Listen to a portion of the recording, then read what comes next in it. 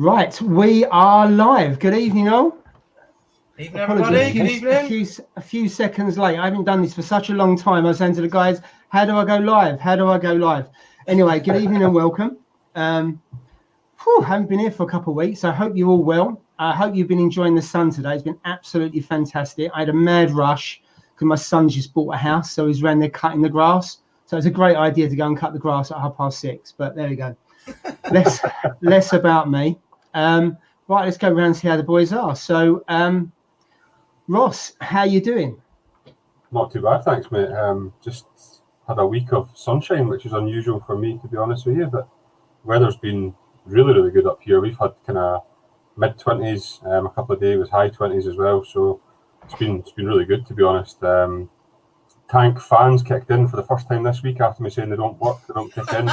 So I noticed they kicked in. The tank got up to 25.8, I think it was. So they kicked in and brought it back down again. But to be fair, I've only got the two little fans, and they sit just above the actual inlet chamber for my first chamber on the tank, where the filter floss and so on is. And I've got them pointed directly down onto where that water flows in. And it seems to work quite well. So they're not actually blowing on the surface of the tank, they're blowing on the intake as such. Just purely because I couldn't fit them any other way. If I took my jump guard off, I could fit them. But I didn't really want to do that, so I've done it that way, and it seems to work. It works quite well, actually. So, yeah, things have been pretty good with that, to be honest. Had an absolute nightmare with the tank today. Got a good terrible for the tank, but good in another way. So I've got massive issues, which I've just discovered that I've had massive issues. So how do I start this one? Basically, I've been using this bad boy for my nitrate, Salifert one, which, as most people will tell you, is okay to read, but it's not the easiest to read. Yeah, so there is another one, Ross. There is another one, as you all know. Yeah, but now there's a third one, Jay. Oh, he's gone. He's gone for the plus. Is that the quick version? I hope it's the quick version. The HR. Yeah, so I got the quick version, the HR one, and me thought, well, I'll do a video when I get it. So it literally came through the door at 4 o'clock today. That was it. Literally just arrived. So I got it from Cracking Corals. So shameless plug to Cracking Corals with another new sticker here, the rum one. That's an awesome shot, that is. They're so good. Brilliant.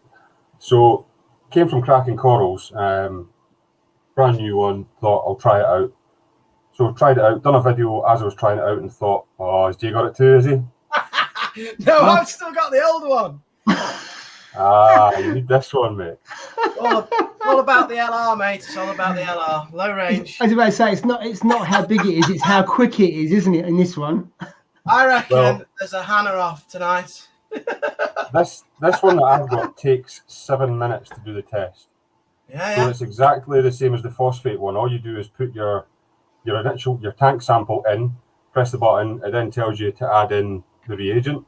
So you add the reagent in, shake it for 2 minutes, stick it in, press the button, there's a 7-minute countdown and gives you your results.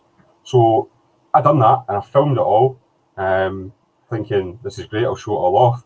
Got to the end of the results pinged up and gave me 0. Absolutely nothing on the nitrates. So I then kind of panicked a bit and thought, I'm going to have to check this again. So I've done it again with another test, just exactly the same with the Hannah one, and got 0.02 on the nitrate. So I then checked it with the Salifert, and the Salifert one, from what I can see, is round about 2. So I'm not really sure if the Salifert one's just giving me a bum steer, or if the Hannah one, because it doesn't read that low, and it's only got a tolerance of 2. I could be anywhere from 0 to 2. I don't know. So I kind of panicked at that. So I then checked my phosphate again. My phosphate's sitting at 0.1. So my phosphate's crept up slightly from 0.08 to 0.1. Yeah. But there just seems a massive imbalance in that as to why my phosphate was 0.1. Where's your nutrients gone, Ross? Where's your nutrients gone? No idea, mate. Do not know. That's what mine did, about the same age as yours. Yeah. That was my crash was it 2 months ago? Or you're about 2 months behind me, aren't you? Yeah, so I'm on month 7 now, mate. So yeah. Have you been over cleaning? Taking the filters out, cleaning the head, so cleaning the sun. I only run filter floss, and I change that every Wednesday and every Sunday, regardless. I do that. I've done that since the start. So I've always changed the filter floss over then, and I've done exactly the same maintenance routine since the start of the tank. If anything, what I've done is slowed down the feeding a bit, because I thought, well, my phosphate's at 0.08. I'll just feed a little bit less to try and bring that down a touch.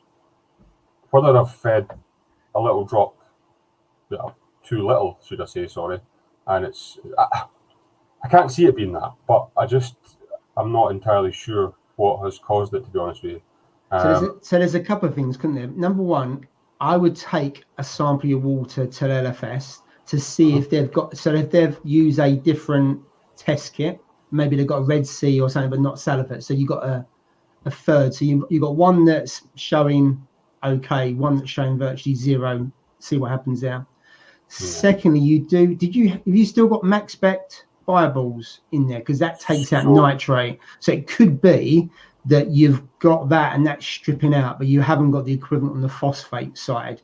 That's a possibility. Now, I do have far too many bioballs still in there. So the bioballs that are in there just now, I think I'm still at around about 14, if I remember right. Purely because I had the whole kilo in there. So I've been taking basically one out every week, just taking one out at a time so that I don't drastically crash it. But I might just have to take out a handful of them and see, because I think I would get away with, probably, to be honest with you, with the tank that I've got, 4 or 5 would be more than enough, I think. So I think you could be right on that one, Paul. That could be stripping it. But I mean, whether it's just been the fact that, with the salivate kits, it's always sat round about the 5, give or take 5 kind of point. That's what I've always read it as. But whether I've been misreading it, I don't know. I mean, there is some colour there, so it's not been showing 0 in that test kit, but that could just be the test kit. So is it that, or is it the fact that it might actually be reading 2 in the salivate and the HANA checker just because it's got that tolerance where it can't pick up? I don't know. But even at that, if my nitrates were at 2 and my phosphate was at 0.1, there's still a bit of difference there, isn't there? That's quite a big difference in there, which could lead to cyano. Not always, but if you've got a big imbalance, that could end up down the track. It wouldn't happen straight away. Yeah. But I'd go to your LFS and see if you can try it again. And it could be because 14 of those bioballs in a tank your size with 2 fish? Yeah, 2 fish, mate, yeah. Yeah. Now, someone said on here about an ICP. Now, I use Triton, but Triton I don't think does nitrate, does it? No, it doesn't. But I don't know if any of the other ones do. Like, you've got ATI, haven't you? So I don't know if anyone has used any other ICP tests where they do test for nitrate, because I haven't seen one before. But to be fair, I've only used Triton.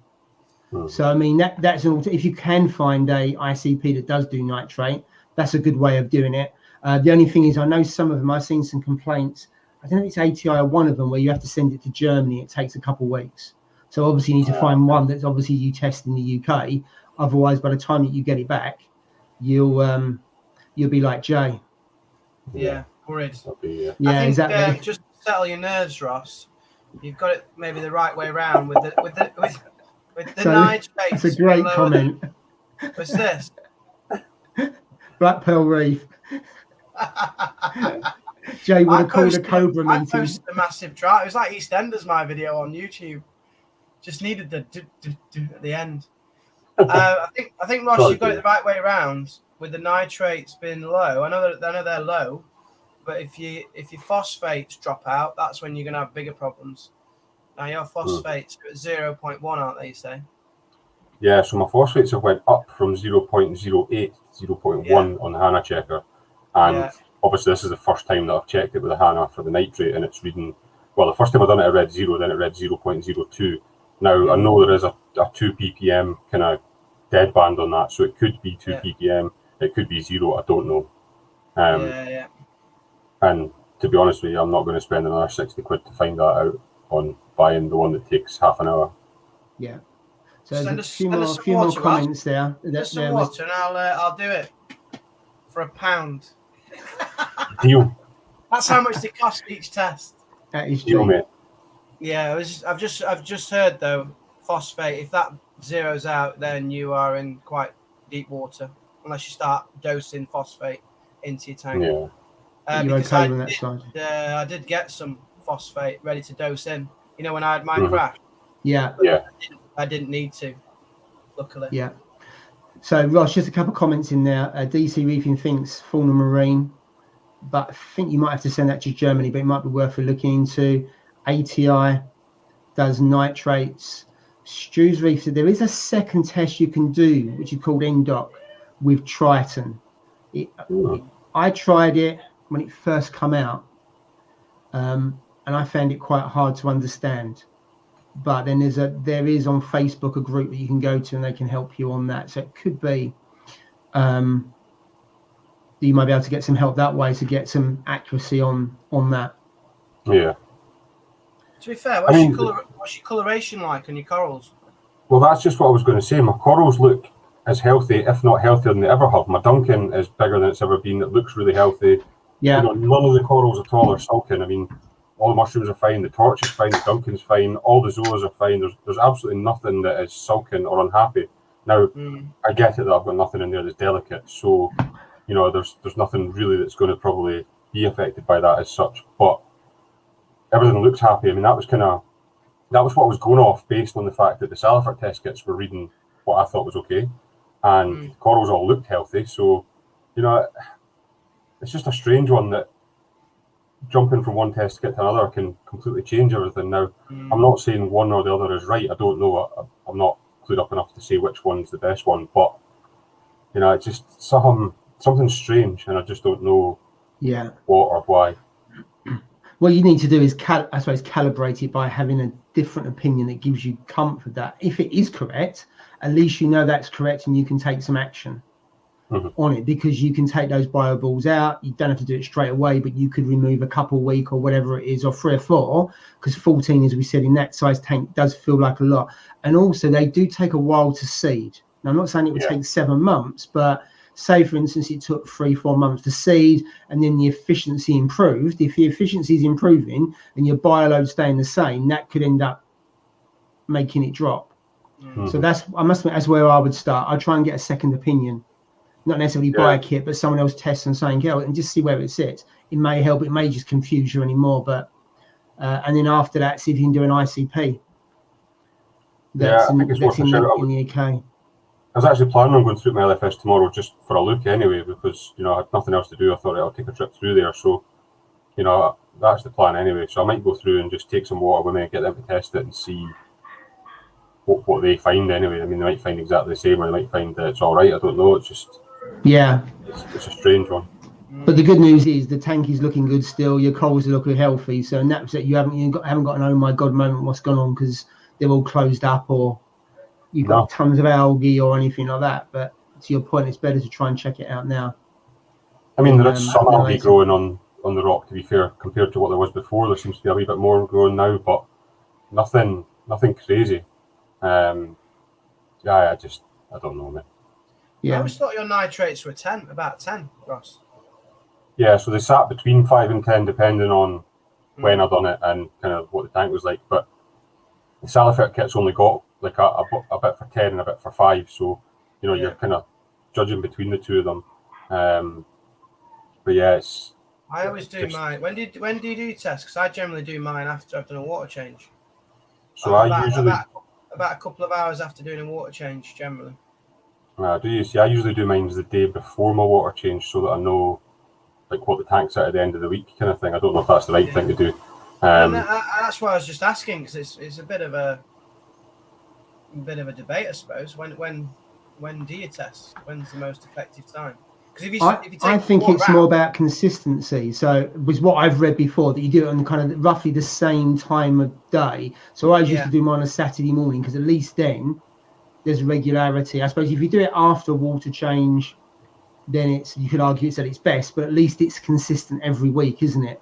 If you chop and change, from what I've read, and I haven't really done it much chopping and changing on that, you can get inconsistencies. So if you do some before water change and some after, you kind of get how you would get a difference on that potentially. So I've always done it, and I've done it on either first thing in the morning, But it doesn't matter what time you do it, I suppose. It's just that regular time. But I don't know other people think in terms of when they do theirs. Do they do that as on a regular time and a regular day? Mm-hmm. When you first setting up a tank, you're kind of testing all the time, aren't you? And it's a bit crazy. But then after the 6 months mark, I mean, I don't test nowhere near as much as what I used to do now.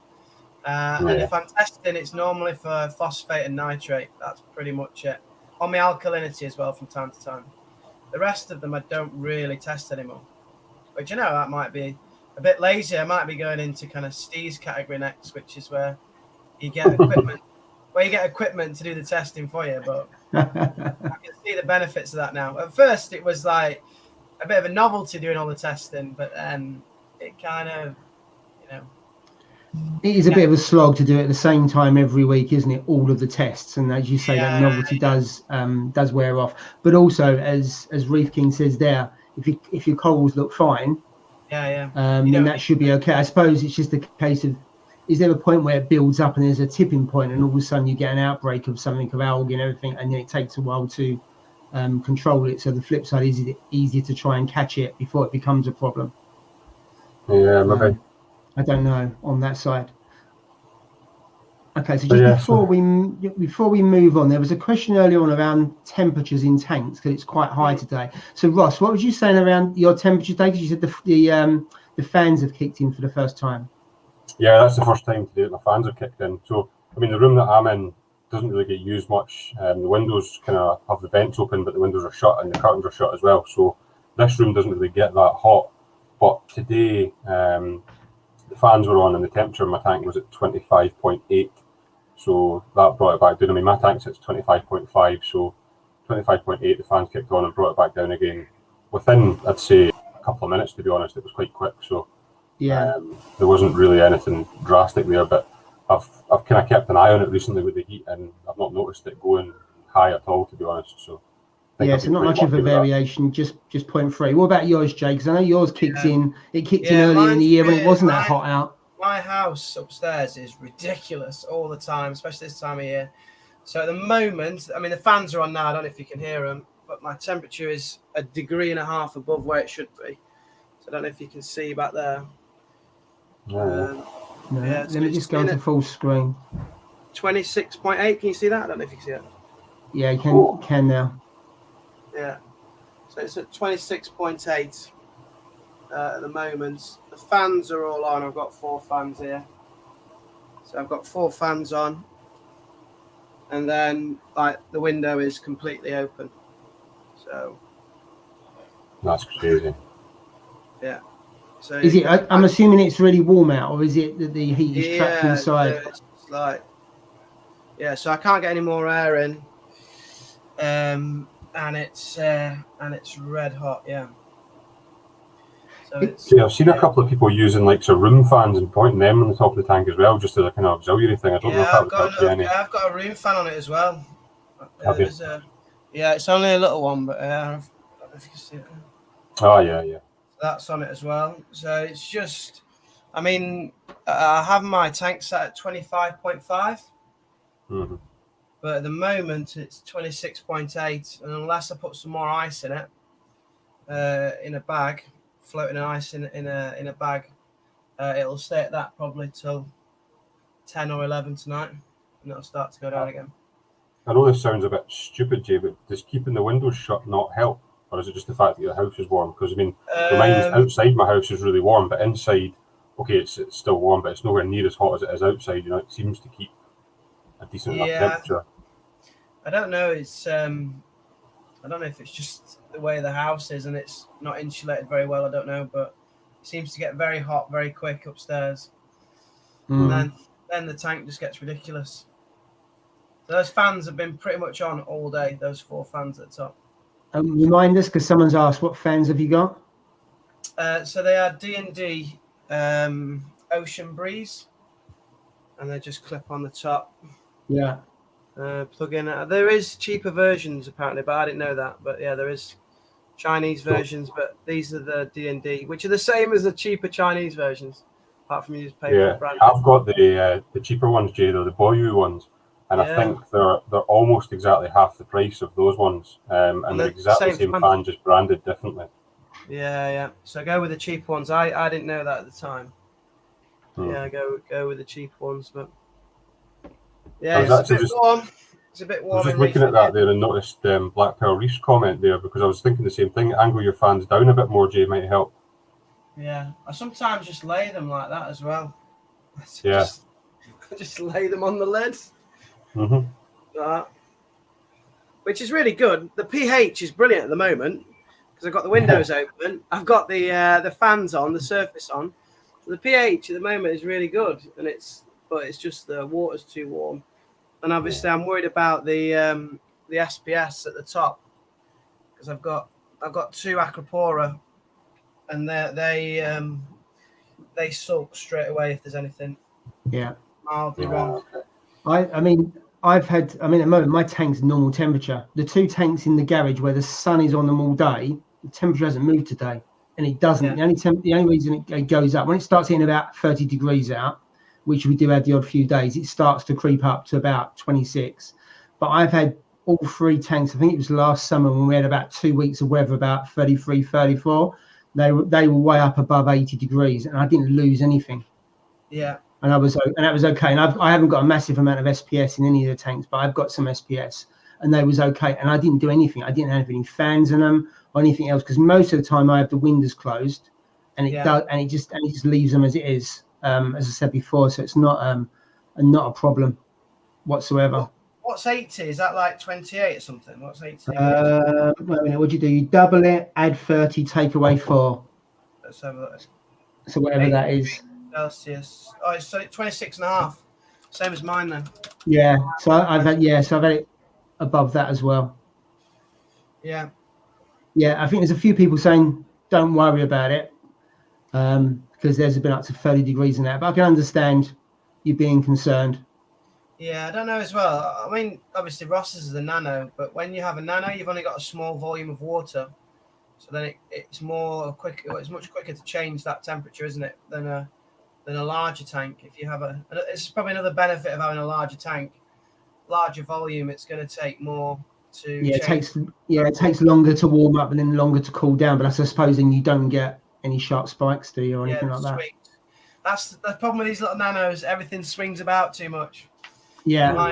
My phosphates is one as well. Although on the plus side of this weather, I've literally used absolutely no water from my auto top off. Yes. You're lucky if I've used a couple of litres for the full week. Yeah.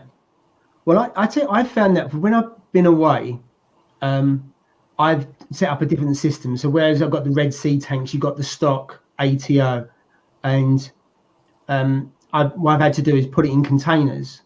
And I'm wondering, it's just as obvious, because it's in a container and it's got a lid, there's no evaporation coming out of the container, if that makes sense. Whereas in the Red Sea, the small tanks you've got, the tanks are open in the cabinet. So I think I've been losing evaporation, or the auto top off, or the RO's been evaporating. So I'm going to get some lids for the containers, because I think I'm losing water there as well.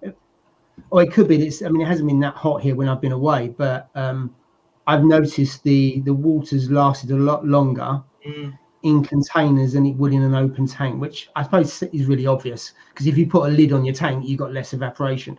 But all these years I haven't thought about it at all. Yeah, I actually used it's like I think it's like a 10-litre food container bucket, and it's got it's almost like a Tupperware tub lid that's on it. Yeah. So I just drilled 2 holes, one hole that's perfect size just for my actual tubing to come up through, and one hole for the power cable. So there's literally no air getting in or out of that. So I think that works quite well for me. I mean, usually I'm using, give or take, 5 litres a week, I would say, on the ATO. But this week, I think I've only used 2 litres. So it's dropped quite a bit, to be honest. That's a really good tip, by the way, there by Algae Warrior. The science behind that is apparently true in the sense of that if you elevate your temperature, you have less chance at dinos. Did not know that. Yeah. No. It's a way of getting rid of them as well, by elevating rising the temperature. Okay. Yeah, apparently so. Yeah. So So I was just about to say, Ross, coming back to you, I must admit, as you know, I put in your comment, when I watched your video, I wasn't expecting that, because I don't know if you've mentioned it before. I don't know if you mentioned it on the live stream last week, because obviously I wasn't around. But when I saw what you was talking about, and then there was the logo of the lamb, and I'm thinking, where is this conversation going? And then the lambing gloves, and I'm thinking, you can't really beat that, can you? Now, it was one of those just random moments sitting there watching it, and I actually kind of had one of those eureka moments where I went, oh, I know exactly what I could use that for. While watching the guy elbow deep in a sheet, and I thought, I've got a use for that. So, yeah, it worked, to be honest, mate. And I used them the other day, and they worked perfectly. I think for the cost of them, it's definitely worth getting a bag of them and having them there anyway. It keeps your hand out the tank anyway. Genius idea. It's like you like Jeremy Clarkson. You've seen Jeremy Clarkson on the farm. Yeah, that is absolutely fantastic. A version of Jeremy Clarkson there with that on. That's what it is. Just genius. So yeah, that was like I said in my video, I was going to go for that's my tip of the month, but there's no way I could kind of keep that up and beat that one. I think that's probably going to be the best one that I've seen so far. Yeah, could be, mate. So can you definitely take it. Gift them for your reefing friends at Christmas. There's an idea. There The you go. perfect reefing gift. Yeah, on Instagram, you could have a box of lambing gloves. If people haven't seen the video, they probably won't get it. No, they wouldn't. They would just be so confused. Are they on the shop yet, Ross? No, nothing to do with me. No affiliate links, nothing at all. I don't even know who sells the lambing gloves. So whoever does sell them, I'll be going, how am I selling a lot of lambing gloves to non-farming addresses now? They're looking like one. Why is a guy in a block of flats buying farming gloves? It doesn't really make sense, does it? I tell you what, you could do a T-shirt for lambing gloves. What kind of design would you have for a T-shirt with the lamb and the gloves, or a fish in the gloves, or a tank in the glove? I've already designed one, mate. I just haven't uploaded it to the website yet. I heard about this. It's the elbow deep one. Yeah, I've done one that's go elbow deep. So basically, the design is like it's like an old school fishbowl, and then it's somebody's arm going into it, and it says "Reefers go elbow deep." So that's the one that I've done. Oh my god! It was actually. I was about to say, that'd be ready for next week, or to show off, or have you got a design now? Well, the design's there, ready to go. I just haven't uploaded it yet. Okay. I don't even know if I can share my screen if I'm not posting. Let me just have a look and see if I can find it, because it's quite a funny one actually. I'll give it that. The thing is, with these t-shirts, Ross, you can't go out in them. They're so rude. Like, you just can't wear them. Like, you go around to your family or whatever. You can't wear them around there, can you? Can't really wear them on the street. What's that? Depends how brave you are, really, mate. That's the key thing. That is true by Neil Smith. It's one of the best TV programs this year. It is absolutely. If you haven't seen this, you must watch it. It's an absolute scream. Really good. It is brilliant. It's basically Top Gear on a farm, isn't it? In terms of they've got the characters and how they are. Right, it's going to add that to the screen. Up, watch Clarkson's Farm. It's brilliant. Oh my god. It's going to make that full. Oh, your clowns are famous as well there. Yeah. Yeah, so that's the T-shirt, is it? Well, that's the logo. I'll probably just do it small size, like on the kind of breast area of the T-shirt, I would say. Well, just a logo as opposed to the full on the back. Yeah, I think the full thing on the back would just be a bit too much, so I think I'll just keep it small, mate, and go with that one. Brilliant. Oh my goodness. So yeah, that's my to the collection. Another one to add there, but yeah, so the elbow deep thing seems to have been quite popular actually with the lambing gloves. I don't know really why anybody would buy lambing gloves if they don't have lambing, but it works for me. There we go. There's a case for it. You need a children's range of t-shirts, obviously, not with those logos on, but just like I like my reef tank, stuff like that, you know what I mean, for kids. I like my reef tank like my woman. And you can finish that sentence at your own leisure. Exactly, I was just about to say, leave it there. Where that's going. You can finish it at your own leisure. Well, mine was nice and mature. That's what I like. Oh, good answer, mate. then it's nice and stable, isn't it? Yeah. That's one way we're of looking at it. Trying to get there. We're trying to get through that first year of like minefields of reefing. I'm trying to dodge all the mines and get to the year mark. And then I've got in my head that after the year mark, it's almost impossible to anything to crash and anything to go seriously wrong. So that's what I'm aiming for. Get to the year mark. It certainly is a memorable time for the tank, but it's not impossible to make it crash after that. But I get where you're coming from on that. That's for sure. I've got a problem. Right. Reefing, I hope. Well, I'll stick to the reefing one for now. Thank you. Do you want me to get a glove on, mate? Elbow deep. Oh my God. You won't get. No, let's not go there. So when you're mixing your salt water, and you put your pump in to mix the salt water, the new salt water. Yeah. I do it for about 24 to 36 hours. Tropic marine salt. Now that's quite a while, right? Yeah. But I like to mix it up. Okay. 24, 30, about a day and a half. That is quite a bit of time to do that. Is that a lot of mixing, is it? Yeah. Just to throw it out there, Jay, so I use the same salt as you, and I mix mines and literally do it for 20 minutes, check the salinity, and put it in the tank. Right. So my issue is, and this might fix it then, my pump gets warm whilst it's mixing the fresh salt water. So by the time I'm about to put it in the tank, the salinity is 1.025-ish. Yeah. The temperature's like 32 because the pump has got that hot mixing the water that then the water's too hot to put in the tank. It's like boiling the water as it's mixing. So you don't need a heater to heat it up because the pump does it. No, just the pump, just the energy from the pump is warming up the water. So today, when I mixed my water up, it was 31 degrees, the fresh salt water. And I'm like, I can't cool it down with RO water because it's already like the salinity is right. Yeah. Do you know what I mean? So I thought I could use some cold RO water to bring it down, but the salinity was where it was. So I've just got, every time I do fresh water at this time of year, it's too hot to put in the tank. So I would do it a lot less. Each salt, there is a recommendation. So I know with Red Sea, and that's why I put it on the screen because I use Red Sea, not to do it for more than 2 hours. I don't know with yours, but I mean, if Ross's mixes his for 20, 30 minutes, then do that. I'd go with the recommendation, but I'd be surprised if any recommendation was to do it for 24, 36 hours. I haven't heard that's a recommendation from a manufacturer. I had watched all the videos, and it was actually the video, I can't remember the guy's name that owns Tropic Marine Pro, but he'd done a video on basically salt mixing, and it was him that said that the Tropic Marine Pro salt mixes in 20 minutes.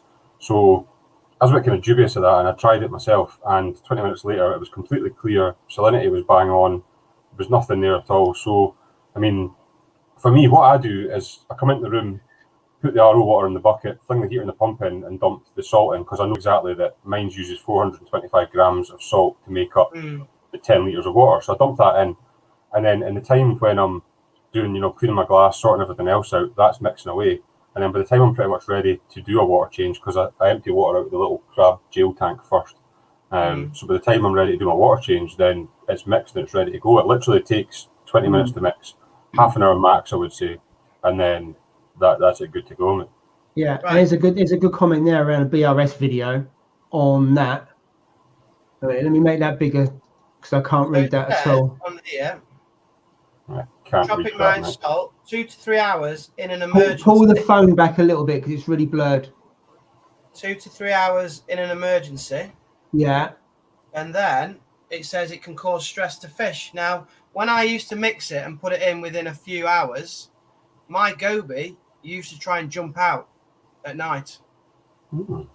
So what they're saying is you should do it for 2 to 3 hours, or you should do it for longer. It says, usually the better brands like Tropic Marine can be used within 2 to 3 hours in an emergency. Yeah. It says be careful because this can stress the fish, which is, so my goby jumps if I put the salt in. I used to do it the same day, and every time the goby tried to jump out. Maybe do it slightly different. Don't leave it 24, 36 hours. Yeah, maybe do it 6 or 12 hours and try try that, because especially if it's quite warm and you're going up to 32 degrees, you're not going to be able to do your water change, are you? No, BRS says 14 hours for tropic marine. I'll see if I can find that video, Jane, send you, because it was actually the guy that owns Tropic Marine that was saying it mixes within 20 minutes. And then when I've done a bit of looking online, I'm sure I found the same thing. So, like I say, that's what I've done since day one with my tank, and it seems to work okay. And there's another question here. How do you mix the salt? How do you weigh your salt? Do you weigh it, or have you got a different routine? I use a cup. So what I do with mine is I've got a set of kitchen scales. And the very first time I done it, I filled up the jug that I use, put the kitchen scales on it, and just worked out how much I would actually use the first time by measuring it. It took quite a long process. So now I know that for me to make up 10 litres with the Tropic Marine Pro Salt uses 425 grams on the kitchen scales that I've got. So I basically bring the water up to temperature, dump that salt in, wait 20 minutes, check my salinity. It's 9 times out of 10 bang on. And then that's it, ready to go. It's at temperature, and I dump it in the tank, and that's it. Okay, so that's totally the opposite to Jay in terms of quick and then 24, 36 hours. Yeah. Because I done something similar. When I first started out, I used to weigh it. Then I've got a cup that I know if I use 6 cupfuls in a particular 40-litre container that I have, that hits it at 1.025. So I've just been using that cup for... since I started almost 7 years ago. And if it's out by a little bit, I don't worry, because you're going into a 450-litre tank, or even say 280, that kind of thing, and it's slightly out, it's probably not going to make a big difference. So again, whereas it used to be exact, if I'm out by a little bit, I don't worry about it too much. And then I test the salinity on the tank every week anyway. And it's usually bang on. Very rarely do I get any variation. So, it's like one of those things, when you start out, you're really precise, and once you're in the system, then you don't have to be. I use, they're like measuring, what are they, like cups, basically. Yeah. They are a set size, so it says like 1 cup, half a cup, and they're different, like, you get them in cooking. So I use one of those, and then I just scoop it in, and it's, like Paul said, you get used to how much to put in by using the same implement to measure with. So do you actually keep any salt water in reserve at all, or do you make it up and use it, because I usually have about 80 to 100 litres just in case I need it, and that stays. Now I have read that the salinity can drop over time, but I don't usually have it for more than 2 or 3 weeks, just in case I need something in an emergency. And it's probably not going to stop much. It's no more than 20% on the big tank, and then it's probably 30, 40% on the smaller tanks. Do you have to keep it mixed? I never know. So I mix it, the temperature takes it to where it should be. I then let it cool down. I test it to make sure it's okay, and it just sits in a container in the shed. And then if I need, it depends on the temperature outside. If I'm doing an auto water change, I'll just put it into another barrel and let that happen.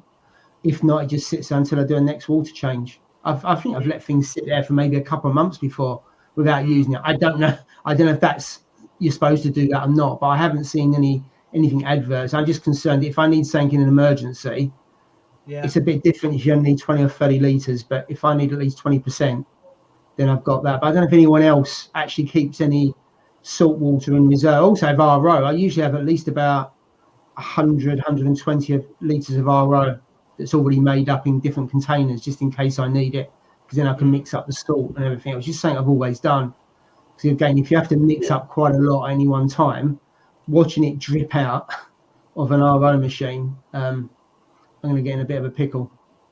Yeah, I always try and keep at least kind of 25 to 50 litres of RO ready to go, so that if I do need to make up water, it's only, it's not going to make that long to make up some. But again, my tank's only 57 litres or something, I think it is, 15 gallons.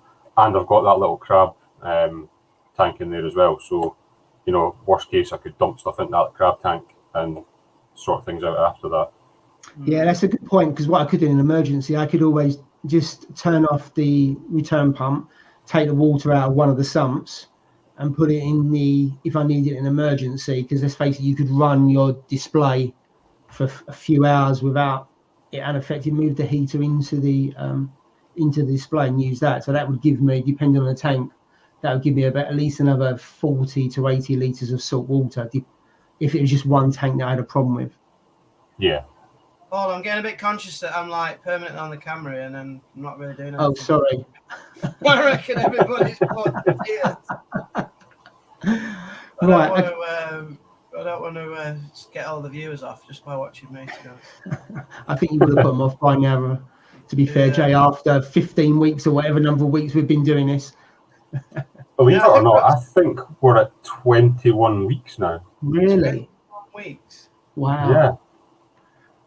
And Ross has been on every one. I've been really poor because I've missed a couple. I know, Jay, you've missed one, haven't you? And Ross, you're the constant warrior. Yeah, you'd get a badge and a star at school, that's for sure. Yeah, for perfect attendance, is that what it is?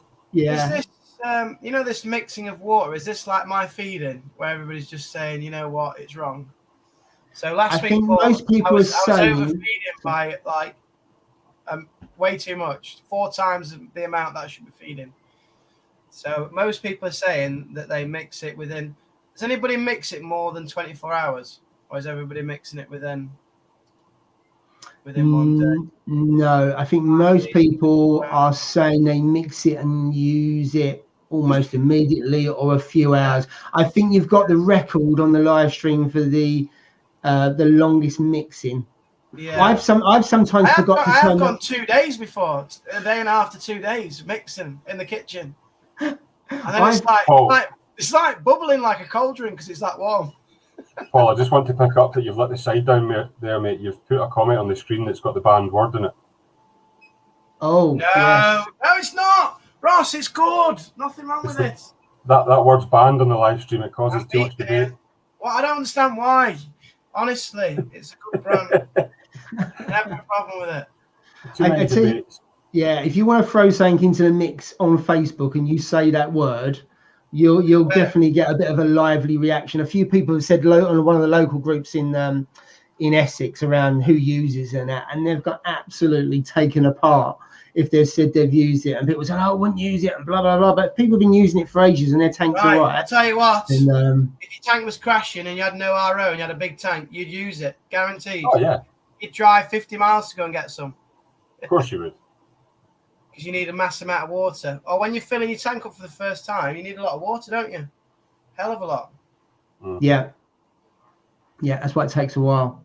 Yeah, so I think coming back to what it is, most people are saying that feels like it's too long, Jay. Unless it's by accident. I've let it mix for about 2 or 3 days because I mix mine in the shed and then I've forgotten about it and gone back. But usually I do it in less than in 3 to 4 hours, I must admit, then I turn it off. Yeah. Yours must evaporate quite a bit with the heat in that water, though, will it not? No, it doesn't. It's all in the bucket lid. Otherwise, it'd go from 30 litres to 20, wouldn't it, if he didn't have a lid with it? It's like a steam room in there. I wondered why it gets so hot and no one else had that issue. It's because, maybe over mixing, but... Yeah. There's a few comments answering about RO. So Reef King about RO makes 100 litres in 15 minutes. It'd be interesting to see what size unit you've got. I've got 150 gallons per day, but I think I said before the quality of the water where I live, the TDS going in is over 300, whereas Ross, I know yours is 30 going in, I think you said before. Not even that, mate. So I made some the other day and my TDS from the tap was 21. So the TDS from my tap's 21 and the pressure that I've got is round about 70 psi, give or take. So it's really high pressure and low TDS. But even with that, I've got 150 gallons per day unit. And that for me, will make 25 litres in round about 40-45 minutes, give or take. So to make 100 litres in 15 minutes must be some size of machine. I've not seen that before. Yeah, it'd be interesting to see. I know when you've got the the reefing room and everything else, you may need quite a bit. And then you've got DC reefing. That's why they put the spotless on it, because it was 25 litres in 24 hours. You must either have a small unit and you don't use a pump, because I find by using a pump you can double the amount of water you make. Because Yeah, again, I don't I've got use a quite low pump, pressure. but because I've got 75 psi coming out the tap, then I don't need to use a pump. Wow, so you've got clean water and it's 75, because mine is quite often 35 to 40. So I need to use a pump to get it 50 plus, which then doubles the how much it makes. He lives at the bottom of the hill in Scotland, though, doesn't he? So it's just straight down the hills into his house. Probably you don't need to go and chase any haggis. I bet it's just a channel coming down the hillside. There you go, no water pressure. Yeah, I see. We're all going to move to Scotland. Yeah, it's good for reefing up there. Absolutely. Good for everyone up here, Good for everything, yeah. Do you know what? This is a really fair comment. When I started out, I bought a unit that was 50 gallons per day, and then I upgraded to 150 per day. And it makes such a big difference.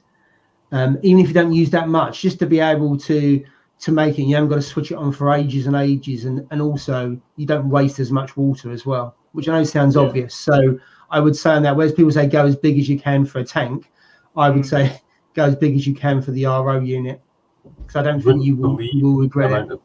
See, obviously because I've kind of got a partnership with Aquati, so when I phoned them up to actually get my original one, and I said I'm looking for an RODI unit, blah blah blah. You know, at the time I was thinking, well, I only need a 50 gallon per day one because my tank is only 15 gallons. There's no way that I'm going to need 50 gallons a day. But when they explained everything to me about, water pressure, so on, or your water quality and that, they said go for as big as one as you can. So I got the biggest one that they'd done at the time, and it was 150 gallon per day. But see the amount of people that say to me, I'm going to order a unit from Aquati, blah blah blah. I'm going to get the 50 gallon per day one, and I say to them, well, get the 150 because it's only for the sake, I think it's 15 quid or 20 quid more.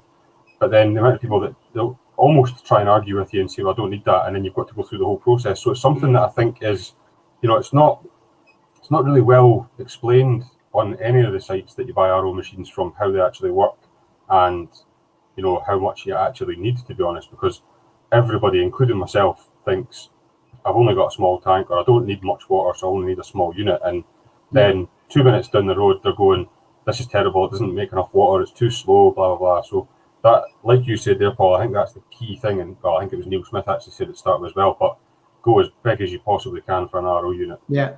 And also there's lots of variability now, the quality of the water, the TDS that goes in, obviously the water pressure, and also I find the temperature, because I actually put my RO unit in the garden, so I don't trust myself to put it inside because I'm bound to flood it.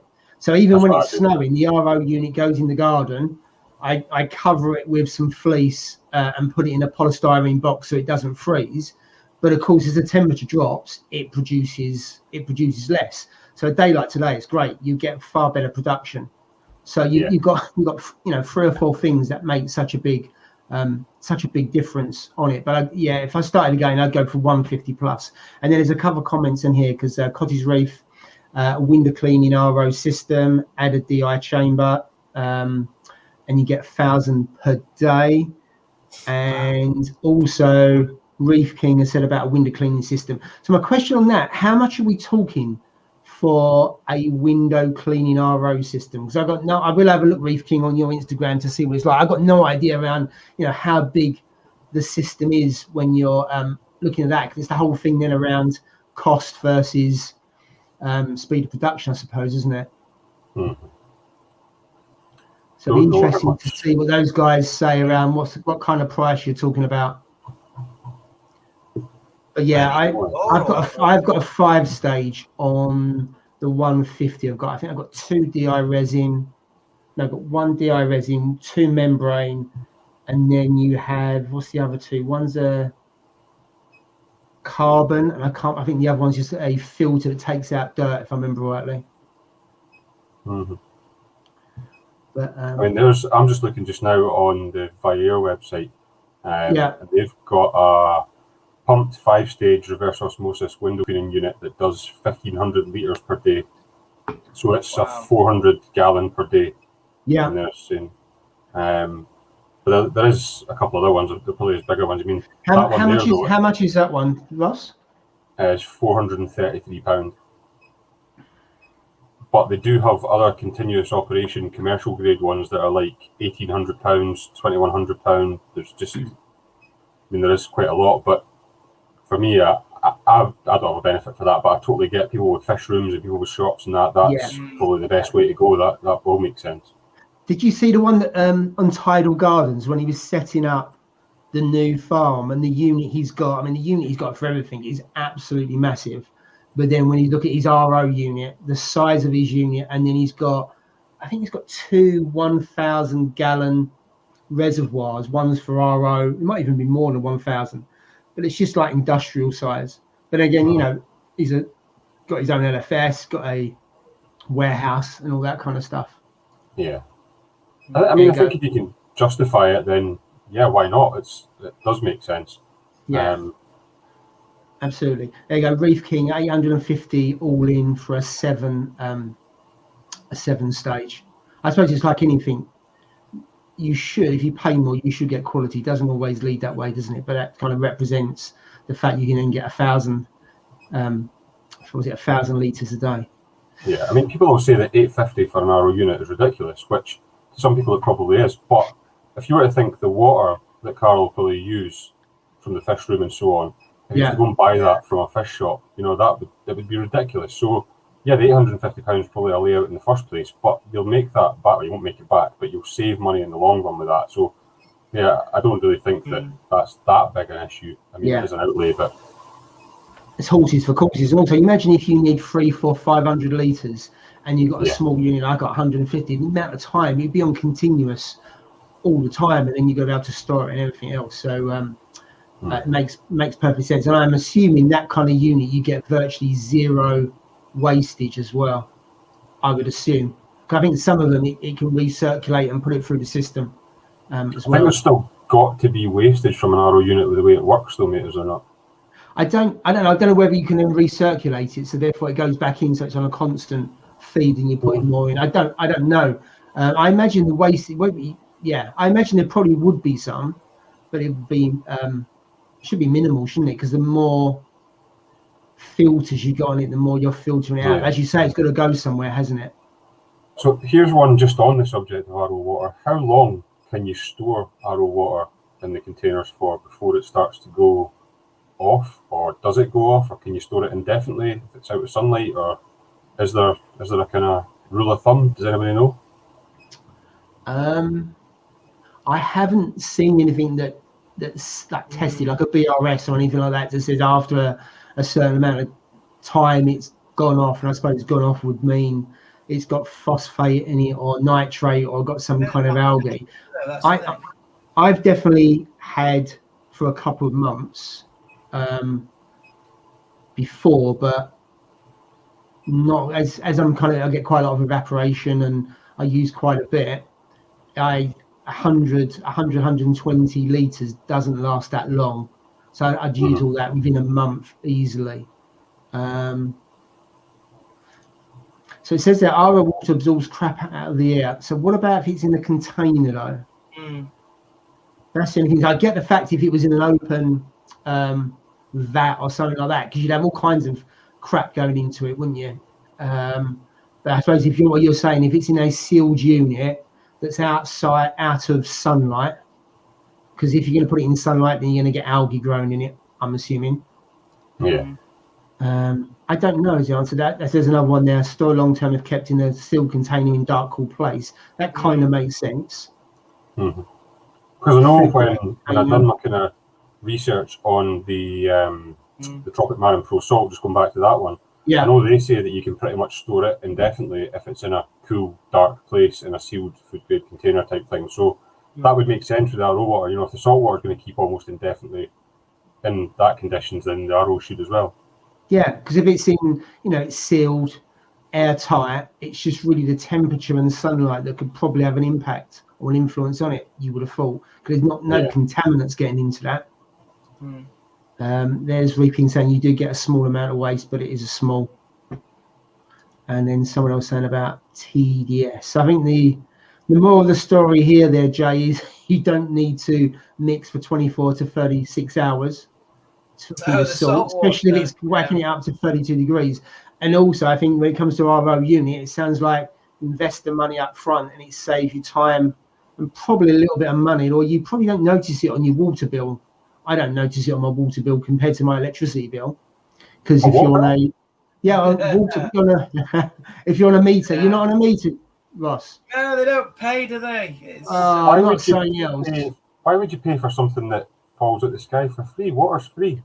I agree with you, but we have water meters. So I don't know if that's across the whole of England, but certainly where I am. If it hasn't got a meter, as soon as that someone sells their house and they change ownership, they come down and put meters in. Yeah, you want to see the water that I waste up here. That's ridiculous. So yeah, I could not afford a meter. It focuses your mind in terms of turn that tap off. That's for sure. Yeah, I should probably go and switch that off now then. Yeah, that's what I do this time of year. The waste goes onto the garden. Yeah, it's a good idea. So there we go. Right. So Jay, what's going on in your tank? Because I haven't spoken. I mean, we've exchanged obviously on WhatsApp, but I haven't spoken to you for quite a while. Not a great deal, to be honest. In terms of the temperature, that's been an issue in the last few days. Last week, I was overfeeding the tank. In fact, over a number of months, which might have led to a little bit of algae that I've had. So I've had a bit of cyanobacteria, which I think might be to do with me overzealous feeding. So I feed Paul 1 cube a day. You know, one of those. Yeah. Yeah. Well, I was nearly lynched last week on here because people are saying you're giving way too much. I wondered why my female clown was looking so plump when she swims around. So that's kind of, I've cut that down. I've got a couple of corals in the pipeline. They're on order. So I'm going to add a few more corals to the collection in the next couple of weeks as well. But the tank is just sitting by. It's in terms of its parameters. The only one that's kind of swinging is the phosphate. The phosphate today was 0.12. Again, it's too high. So I've done a water change, nothing radical, but just done a water change, and that'll drop the phosphates to some extent. So that's that. And actually, there has been something else. I've realised that my dosing app is not right. It's not accurate. Oh no. So yeah. Okay. So right. Yeah. No. So I went on my my settings for my dosing app. I'm just going to get up now. And it tells you, I guess most of these dosing apps do the same. It tells you how much you've got left in your containers. So I was like, okay. And it said that I had, was it something like 40 days left on my calcium? And it tells you exactly how much you've got remaining. So let me just whip it up here. But isn't that based on you put how much you've? Yeah. You say you put I say a litre, and then if you're dosing, I don't know, 5 ml a day, it will obviously do a countdown. Or is that not the case? Yeah, don't laugh. So automatically I laugh. Oh, wait. Something's gone on here. Saying I've got nothing in my containers anymore. Oh, no. Maybe want to double check then, mate. Let's have a look. So Jay, is it the app, or is it the way you've set it, or is it the way you've set it up? Right, so I think this is what the story is. So you get, this is a D&D doser, and it tells you how many days you got left, right? And then, so apparently I've got 38 days of alkalinity left. Yeah. And on your plan, this is where you don't laugh, because I've only got a tiny little tank, as you all know. Tiny little tank. I don't dose not about the size, mate. It's what you do with it. Yeah, well, I'm packing some corals into it.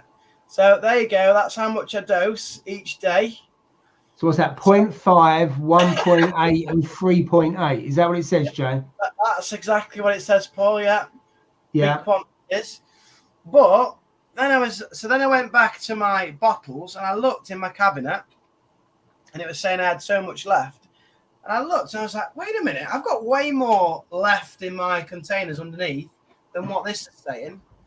I'm like, something's going wrong here. So for about a month, I'd say, the calcium and the magnesium has not been dosing properly. But that's because, and now this is, I hope everybody learns through what I do here. I set it up. When did I set it up? Maybe about 6 months ago. And I've never calibrated it since then. Just let it run. So, I've had to recalibrate it. I think it had some air in the pipe, so I've had to do the, what is it called? Get the air out. What's that called? Out of the pipe. Bleed it. Like bleed the pipe. Yeah. Bleed the pipe, get the air out, and then I've had to recalibrate it. And you probably have to recalibrate it, I don't know, once a month, but I've never done it. So I looked in the cabinet. I was fully stocked on some of my fluids when it was saying I was running out, so I was well happy. It's like getting a refund. So, because most of them say you should recalibrate 8 weeks, that kind of. I must admit, on the doses, the Apex ones, I don't think I've recalibrated any of them before. And one of them I had because I had the problem with the magnesium, but the alkalinity I haven't. But I dose on like 200 plus, and I know it only lasts about 4 to 5 days. Because the container I've got that fits in it only lasts 4 to 5 days. And touch wood, I've never had a problem with alkalinity. But I suppose if you're doing small doses, it doesn't have to be out by much, does it? If you're able to dose virtually zero, or for an overdose on that. So have you recalibrated it then, Jay? Yeah, so I've recalibrated it today. And the only reason why I looked is because my app was saying it's running low or getting close to running low.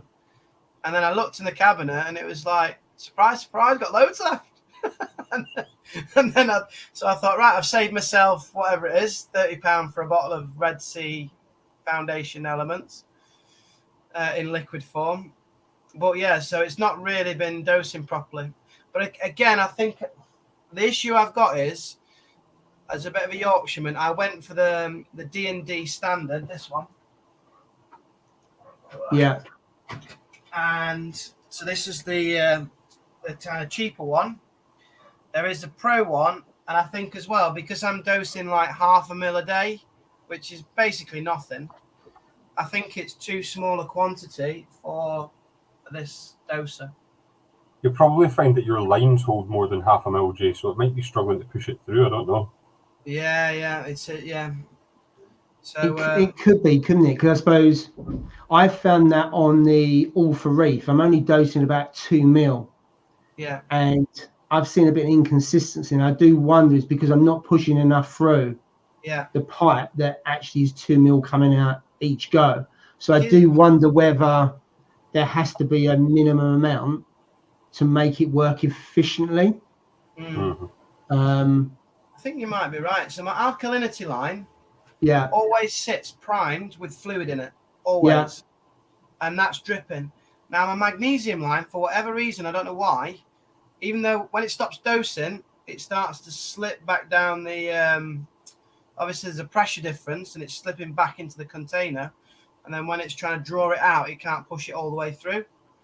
So I don't know how I stop it from throwing it back in the container and keeping it in the line. But so you can get a non-return valve, Jay, but I don't know how they work with the dosing lines. If you've got a non-return valve, then I don't know if that would that would work. How the doser works. I'm just throwing it out there. I'm not entirely sure. I know what you mean, because they come as standard with some of the auto top-offs, don't they? The one I bought before I went on holiday, which was I can't remember what it was now. It wasn't the Tunzi. It might have been a smart one. I have to find the detail. And that comes with just a little non-return nozzle on it. But there's no reason why that wouldn't work in a doser. And I think the word you was looking for earlier, Jay, was priming. They prime the pumps, don't they? Someone prime. Put it on there. That's it. When you say it on the app, it's called priming, isn't it? Yeah. And Reef King says doesn't use a doser. I must admit, when I first started out, I was manually dosing. But I found, and I say you got 20 ml a day out. I just forget. And also when it comes to a point, I think when you've got to dose quite a large amount, I think ALK personally is better spreading it over a period of time. 20 ml isn't that much. But I would just forget. Even no-pox, which I dose about 6 to 7 ml a day, there's no way I'll be able to do that every day. I would just forget. So I think if you can remember, then fair enough. But I just wouldn't be able to. If you go away on holiday or whatever, Paul, there was a couple of comments further back up. So I think Scott Morrison had asked if I had a new house or an old house with that low a TDS. So I had commented on that one. So my house was built in the 70s, so it's an older house that I've got. But then Paul UK Reefers put up quite a good comment on here that says low TDS and incoming water is to do with its source. So my water, I know for a fact, comes from a reservoir because I fish on that reservoir. So I know that mine comes from a reservoir, so that ties in with what he says there. And I think most of the water around about us comes from reservoirs. Even Glasgow and Edinburgh's water comes from reservoirs, as far as I know. So, I think it's probably more a Scottish thing. Now, don't get me wrong, there's people I know that live in the big cities that say their TDS is quite high. Nowhere near what you guys have got, but still higher than my, mine sits anywhere between 20 to 30. So I think Paul UK Reefers hit the nail on the head with that one there. Yeah. I noticed such a big difference. The water in where I am and where Reef King and Julie and some of the others are. Yeah, when I go on holiday, as I have in Cornwall and Devon, the water is so much different. It tastes a bit different, and when you're having a shower and stuff, it's a lot softer. Yeah, it's soft. When you find outside, and that I imagine in those kind of places, the TDS is going to be lower. Exactly as to Paul's point there around the treatment plants and what they have to do, because of recycling it and everything else. It just goes for a lot more heavy duty stuff, and the contaminants are still in there, but they're still healthy for us, but obviously no good. Yeah. Me personally, I can taste the difference in the water. When I go down to England and taste tap water, it tastes completely different to what my water tastes like. And that's something probably you've just grown up with. If you come up here and tasted our water, you might think it was disgusting, but it's just one of those that what you grew up with. But there's definitely a noticeable taste difference in the water down south to up here anyway. Yeah. It's certainly worse. Seems to be worse in London and most places. And whilst we're just on the outskirts of London, we have that. But I think certainly it's a city thing that if you're in a built-up area, you're likely to get a worse quality for sure on that. So anyway, Paul, how was your holiday? It was fantastic. So I was away for 11 days. We went to Cornwall. We stayed in the centre of St Ives, which is the first time we've stayed in the centre. Usually we stay on the outskirts, and it was just great. As I said to you earlier on, guys, the best day was when we was on, the weather wasn't all that, but he was on the beach with the rock pools, and we took the dog for a walk and was out for a good 3-4 hours, and that was fantastic. And on the way back, we stopped off in Devon for a few days as well, but that was really nice. Got some friends that got a place there as well. And it's the first time I've come home thinking I'd like to move nearer the coast. I've never really thought that before, but it was just fantastic. Get a boat. And I know we've been talking, Ross, about boats as well on that. And I'm thinking, should I move to the coast and then get a boat? Cornwall, would you? Well, no, the property prices down there. Route that retirement. The property prices down there have gone nuts. I think they've gone up to like 40% in lockdown. So the prices move up here and get a house up here. You would half your bill for a house. Yeah, absolutely. My son's just bought a house close to where we are, and if he went outside of our area, he could probably double or triple the size of place that he's got. So the holiday was great. Come back, touch wood, the tanks were fine. That was really good. Did you turn the skimmer off? No, I didn't. So I missed that earlier on. So no, I didn't. What I have done on the Red Sea Reefer 450, I usually wet skim because I've used no-pox.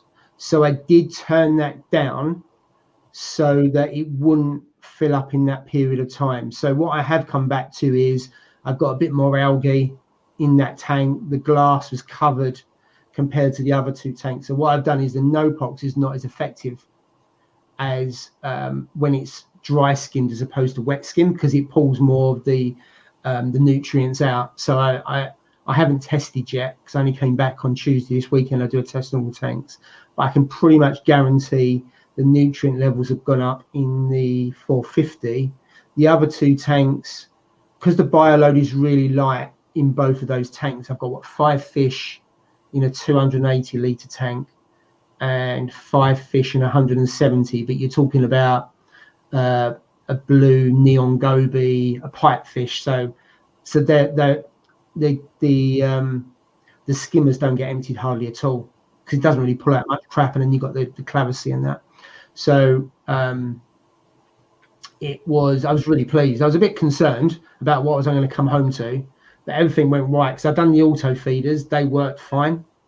I set up I used the stock ATO on the Red Sea reefers, and I also had a separate automatic top up because the Red Sea ones wouldn't last 5 days, let alone 11 days.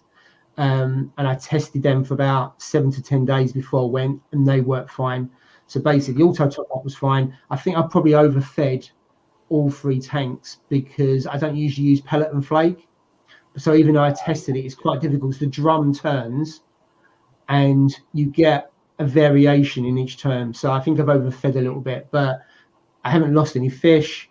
The corals look okay. All 3 tanks look a bit messy. I need to tidy them up a little bit, but I can live with that. Being away for 11 days, it's probably only twice before I've left the tanks for that long before. So it was really fun. I'm going to do a video on the kind of things that you probably should look at and what you should do before you go. Now that I'm back and everything's okay, I can probably put a video out with the confidence that none of it fell over. That was really good.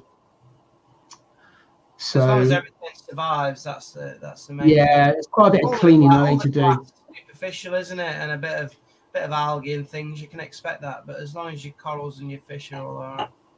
Yeah, and also what's interesting, the 2 tanks are in the garage because there's no natural sunlight. The glass hardly needs cleaning. The 450, which is in the dining room, it is by the windows, but it gets no direct sunlight at all. That one it could look better, so that needs to be sorted out. And also, I find every July, since I've had the tank set up, I always get an outbreak of cyano, regardless of whether I go away or not. And I've come back and I've got an outbreak of cyano. Now, whether that's because there's something in the air because it's July, it could be pollen. So, and I know I've got cyano, so I'm hoping that you're right here, that it is just like a July phase, because I've had bits of cyano as well. So I don't know if it could be pollen coming in or something. I don't know. Well, changing. Yeah, it could be, and so I will clean it up. But I find then it lasts for 2 to 3 weeks, and then it starts to die off. I've got a good feeding regime if you want to next time you go away, Paul. Guaranteed to come back. You'll come back to a Hulk tank. So is that kind of like all you eat buffet? Yeah, all you can eat buffet. Fish, you need to stock up well before you went, though. Next time you go away, let me do your ordering. You'll need a Tesco feed van to deliver it. Frozen mysis. Yeah, I got to say, I was a bit worried because I only ever feed frozen. Yeah, because fish like I've got pipefish in one tank, and also a mandarin. So with the mandarin, I put 10 packs of copepods into the sump before I went. But for those 11 days, it would have had pellets and flake and nothing else. And I suspect it didn't eat. But it looks a bit thin. But I was a bit worried about the mandarin. Would it survive? And since it's come back, I've just been piling lots of frozen in, target feeding it, and also throwing in copepods. And it survived. I mean, I've had it for a good 4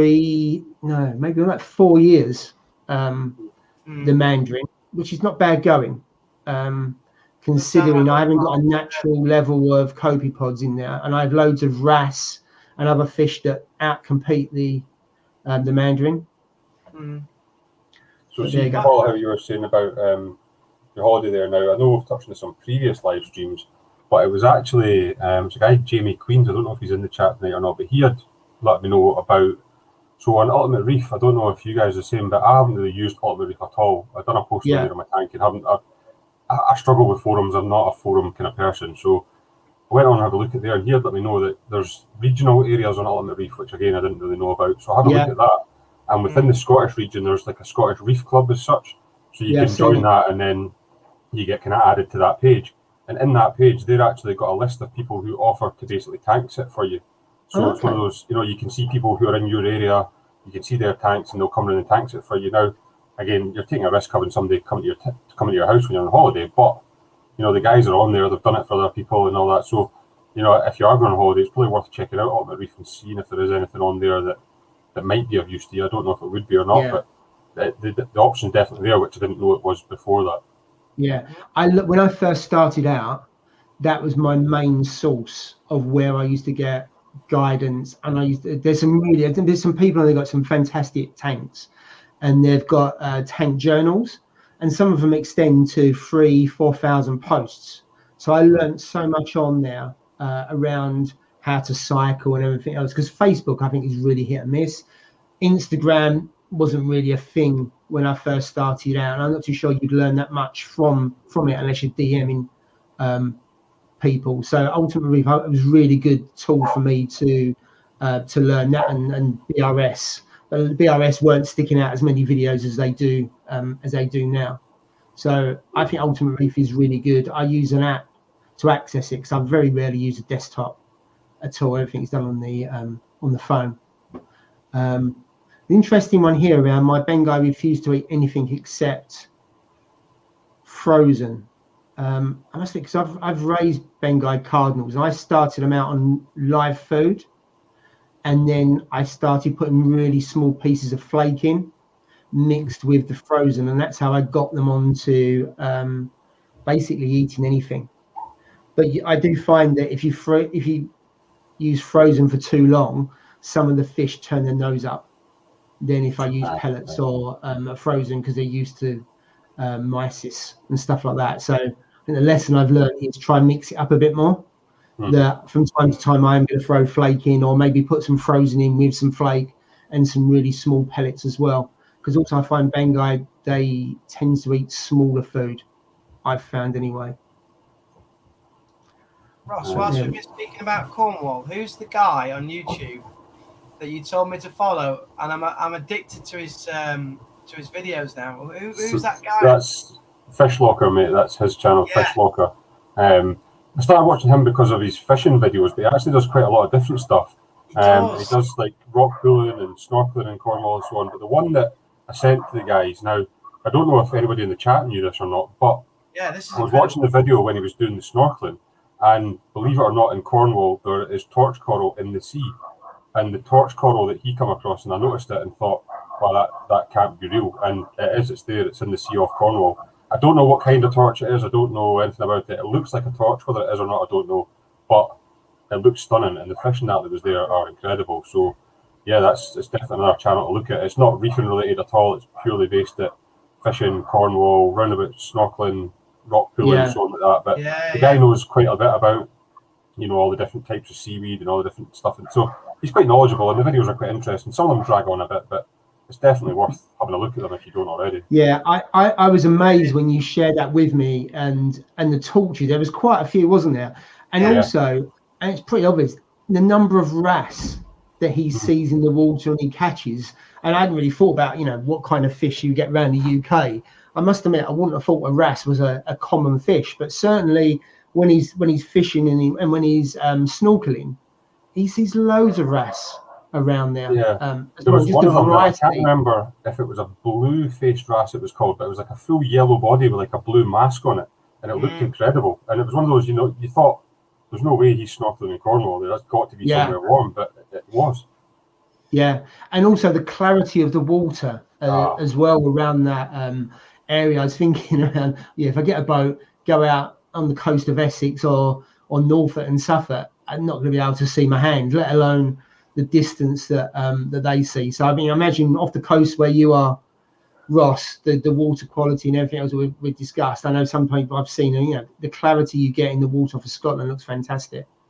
So that's only in certain areas though. I live kind of in central Scotland, and where I am, there's a bit of kind of oil refineries and there's quite a bit of ports and so on. So the stretch where I am, kind of like round about the River Forth kind of area, is quite dirty, to be honest with you. But when you go more the west coast of Scotland and then up the north of Scotland, I mean, the beaches are pure white sand. It's crystal clear water. It's incredible. But it's like everywhere. There's good areas and bad areas for the water quality as well. So I just think around the UK there's some stunning sand and beaches. The problem we have is it's kind of a flip of a coin what the weather's going to be like, and that puts people off. Yeah, or then you go there and it's like Blackpool Pleasure Beach where all the people running about, like, just that. I've no interest in that. I'd rather go somewhere and be me or 2 other people, and that's it. I don't like busy places. Yeah, that's the problem with certainly Cornwall. In certain places in Cornwall, it gets so packed, and it was worse than the school holidays when I was there. So you probably wouldn't like it. But we've been down to Devon in November, December time, and it's like a ghost town down there. And you walk along the beach now, and it's fantastic, especially if the sun comes out. Other times it's kind of blowing like a gal. But there we go. There's something now. There's quite a few people call them Bengal cardinals. Do they get them because they school? They kind of school a little bit. I mean, I love it when you see these reef tanks and they've got schooling fish. I would love to have. Obviously, not going to happen in here. Yeah.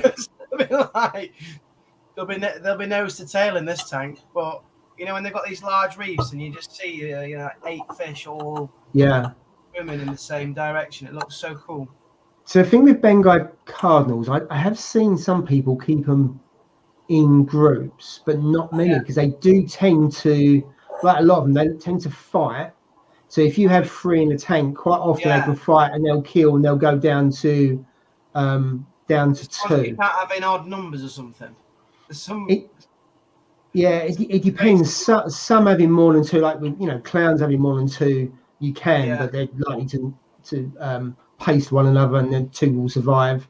I find it with amphias as well. Amphias I found quite difficult to keep in larger groups. I think you need a big tank. Bengal I think are really popular. There's one I think they look really good.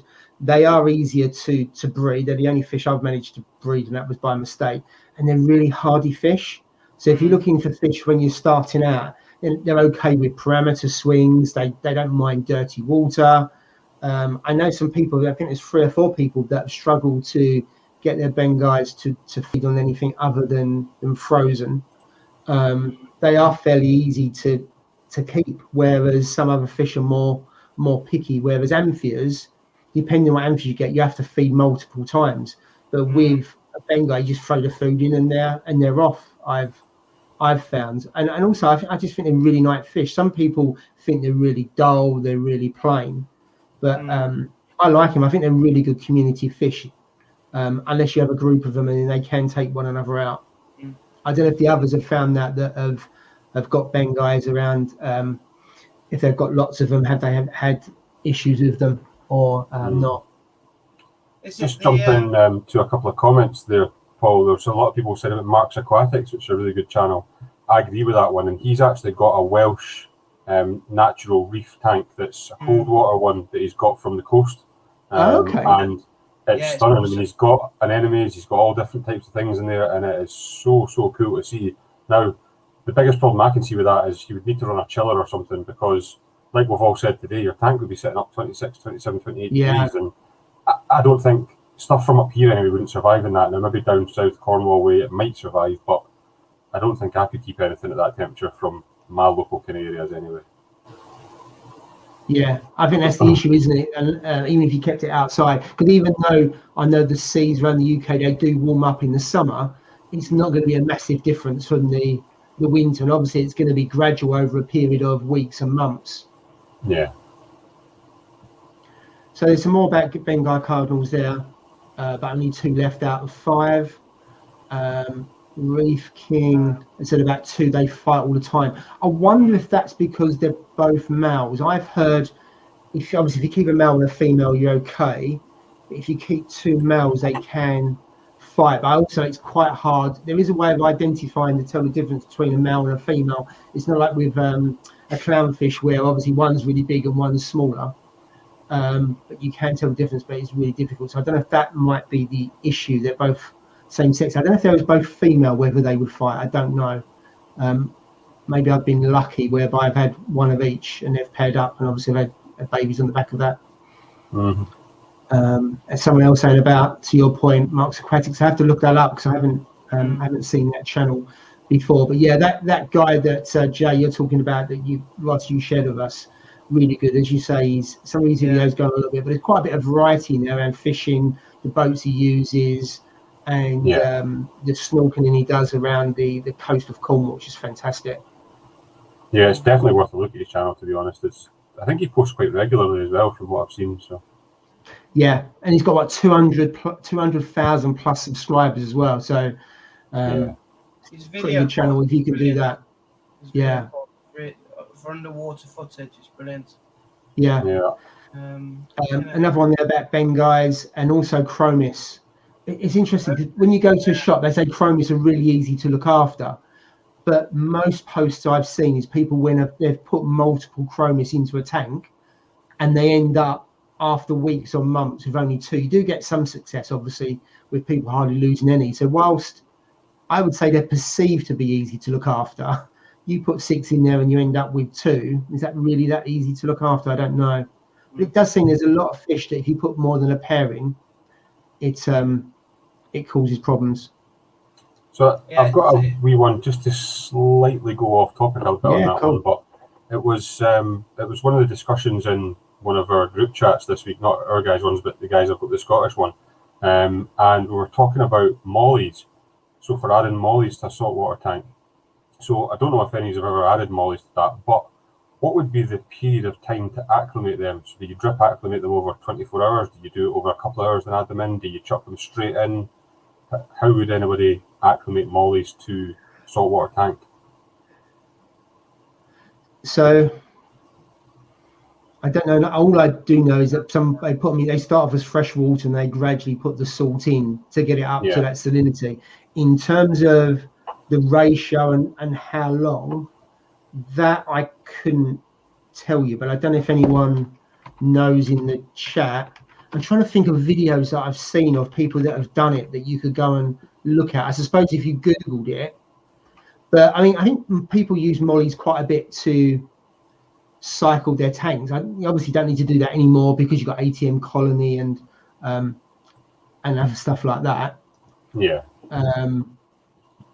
So I don't know is the answer on that one, Ross. I know that people do it and they've been doing it for donkey. I didn't even know it was a thing until I saw it about 4 or 5 years ago, to be fair. Because I know that some LFSs will sell mollies that are already acclimated, but you know, it's one of those that if you were to get a molly from a freshwater store, then how long do you need to drip acclimate that to your system from freshwater to saltwater? That's the thing that I don't know. And I mean, it was kind of a topic of debate, to be honest with you, and nobody really had a definitive answer. So I just thought I would throw it out there to you guys and anybody else in the chat that might know. Yeah, so DC Reefing, Reef Builders, Eat Sleep Reef. Sounds like there's maybe some videos there to watch. And then Scott Morrison, I added mollies, dripped over 7 hours till it got to 1.024. Then they went in, and then babies. So on that basis, it's not long. Nice one. There we go. Use mollies as algae control in smaller tanks. Did not know that. No.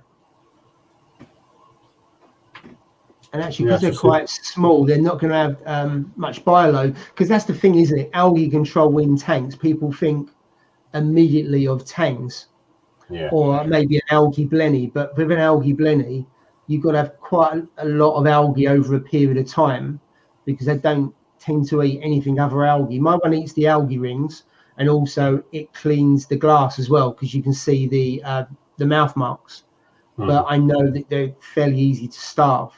So I mean, mollies, that'd be a great one because they're small fish, really hardy. So it beats a tank. Someone was asking me the other day, you know, algae control, what would I use, blah blah blah. I think mollies is one now. So well done, Paul. Thank you for that. There's a couple of different kind of theories. So again, like I was saying in the group chat that we had, nobody really had a definitive answer. So I mean, in the chat there, we've got 7 hours, 5 days, 18 hours. You know, there doesn't seem to be a set way to do it. I mean, if you can buy them from an LFS that's already in salt water, then great. But not all of them do that. Yeah, but I think it's like anything. You know, you think about, we talked about mixing salt water, RO, all those kind of things. There's probably the beauty about this hobby, but also the confusing thing is there's so many different ways to do the same thing, isn't there? That if you read it, you get loads of conflicting information, of which some of it is pure crap, and other stuff is all of this. It could all be accurate. And then is okay. How do you actually then do it for yourself? And you probably then just have to try it, don't you? Yeah, I was actually saying that same point to somebody today. That with this hobby, that's one of the big things, that there's so many experts, if you want to call them that, will tell you that there's only one way to skin a cat, but there's so many different ways to do things in this hobby that will end up with the same results or similar results, but they're not wrong. They're just different from the way that somebody would have done it. Yeah. And on this comment, so Carl, I agree with you to a point that if you've got a big enough tank, then a tang are fantastic. Especially if you can get some smaller tangs, can't you, that will be nice in a 4 and 5 foot, like a yellow tang or Scorpius, those kind of ones. But I know you've got a hippo tang, haven't you? But those regal ones, boy, do they grow quick. I learned my own experience on that, where I bought one that was a 50. Well, I got it with the tank. It was a 50p piece. That was the size of it. And then I had to give it away, because after, I think it was 18 months or 2 years, it was 7 inches big, knocking corals all over the place, and it was just too big for the tank, so I gave it away. So for me, I wouldn't get one of the bigger tanks unless I had a really big tank, because it broke my heart having to give that away and to move on the vampire tank. I know people do, but for me to actually have to get rid of those 2 tanks, and they was superb. I'd rather not have it than have to give it away. But you see tangs in all sizes. But yeah, they're great for algae. Although I'm not too sure about tangs. If you've got really long hair algae, do they touch it, or is it just the kind of shorter tufts that they go after? So I've seen a few videos where they don't seem to touch the longer algae. But I suppose if you put them in early, the algae's not going to get long. Yeah, I'm not too sure. I can't remember, Scott, on mine, whether my regal tang actually ate the algae. It went for algae rings, but I know that's slightly different to, say, green hell algae or something like that you that would grow in the tank. Mm-hmm. So are you thinking of trying mollies then? Or was it just something you saw that you was inquisitive around? So to be honest, I wasn't thinking of trying them. It was more just that it was in the group chat that, they were talking about introducing mollies to the tanks and so on. But then when I thought about it, and I think somebody else mentioned it in here, I could chuck 1 or 2 in the crab tank and see how they get on in that. And it's something else that can sit in that tank, but it would purely just be for the sake of it. It's not, there's no reason for it.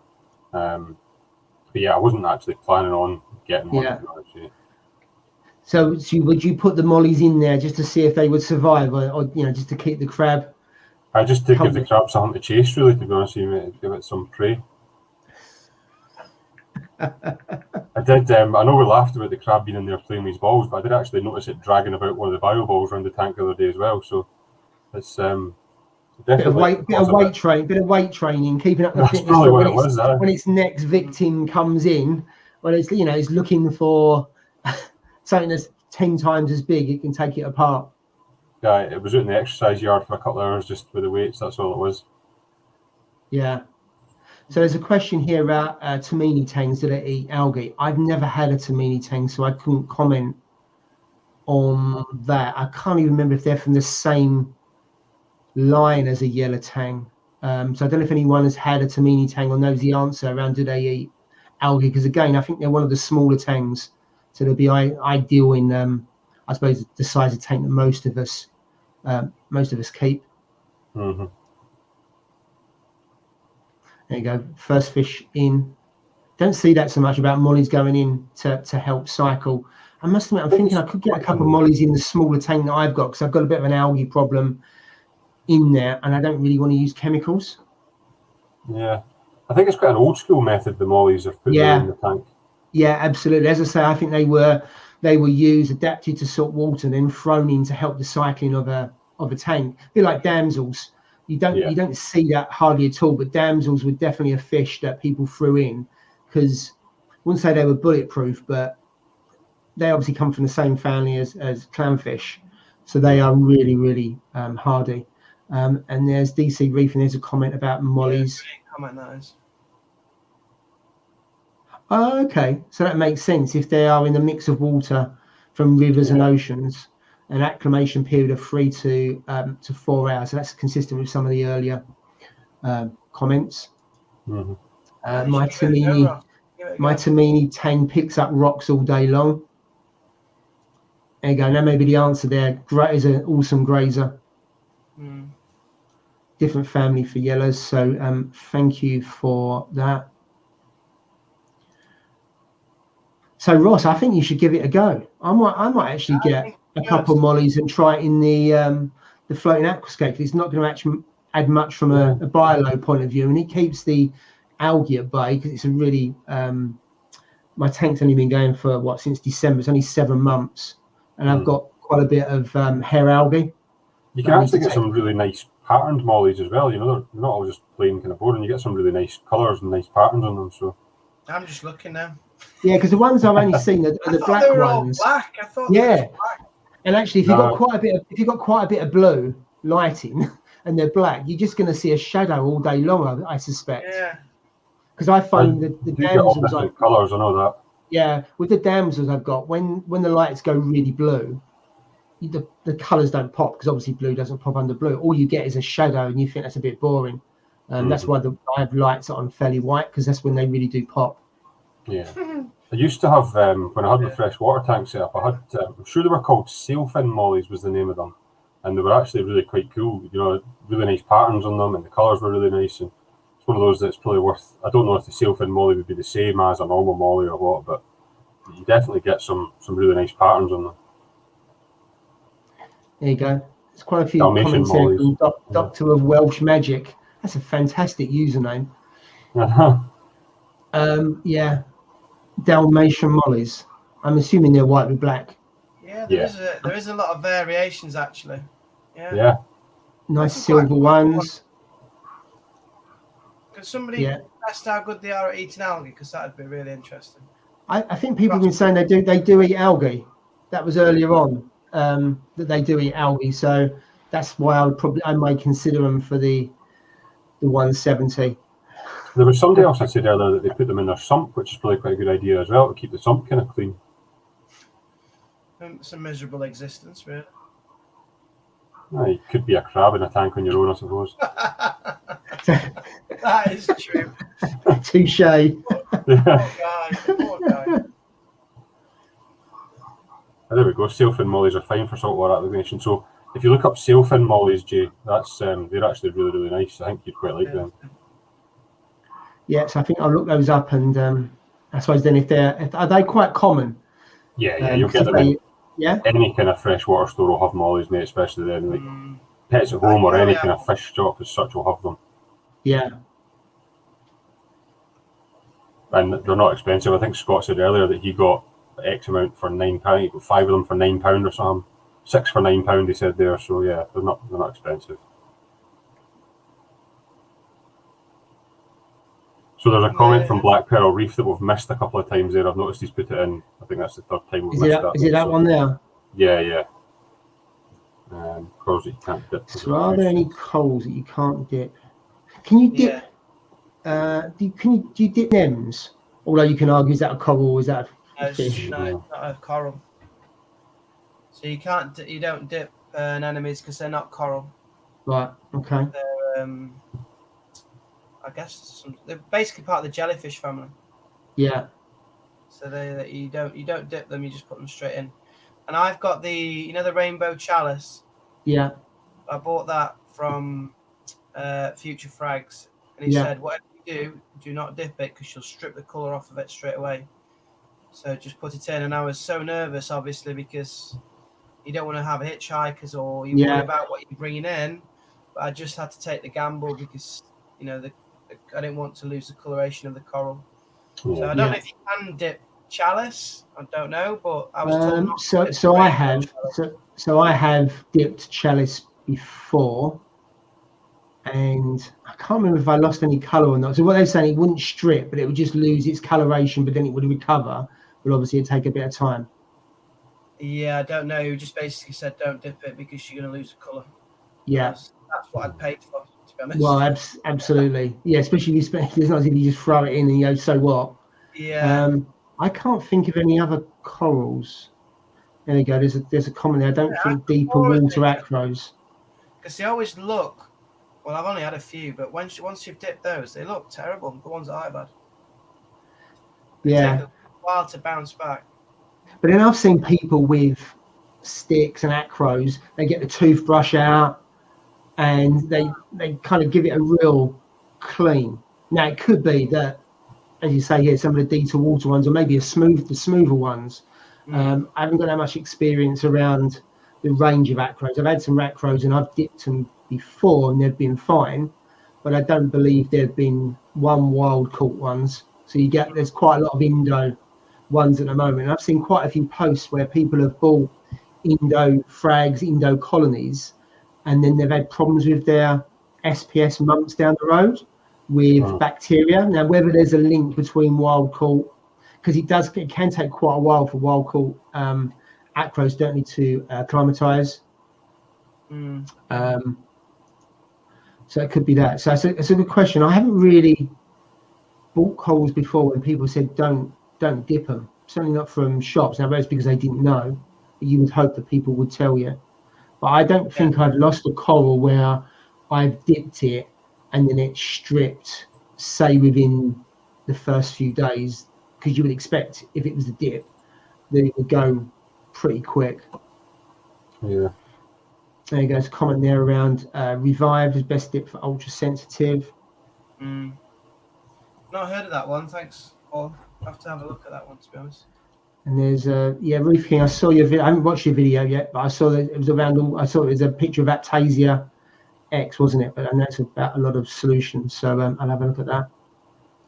It's common there. You said about NEMs already, and also about clams. Have you heard this? Have you seen that one from Dr.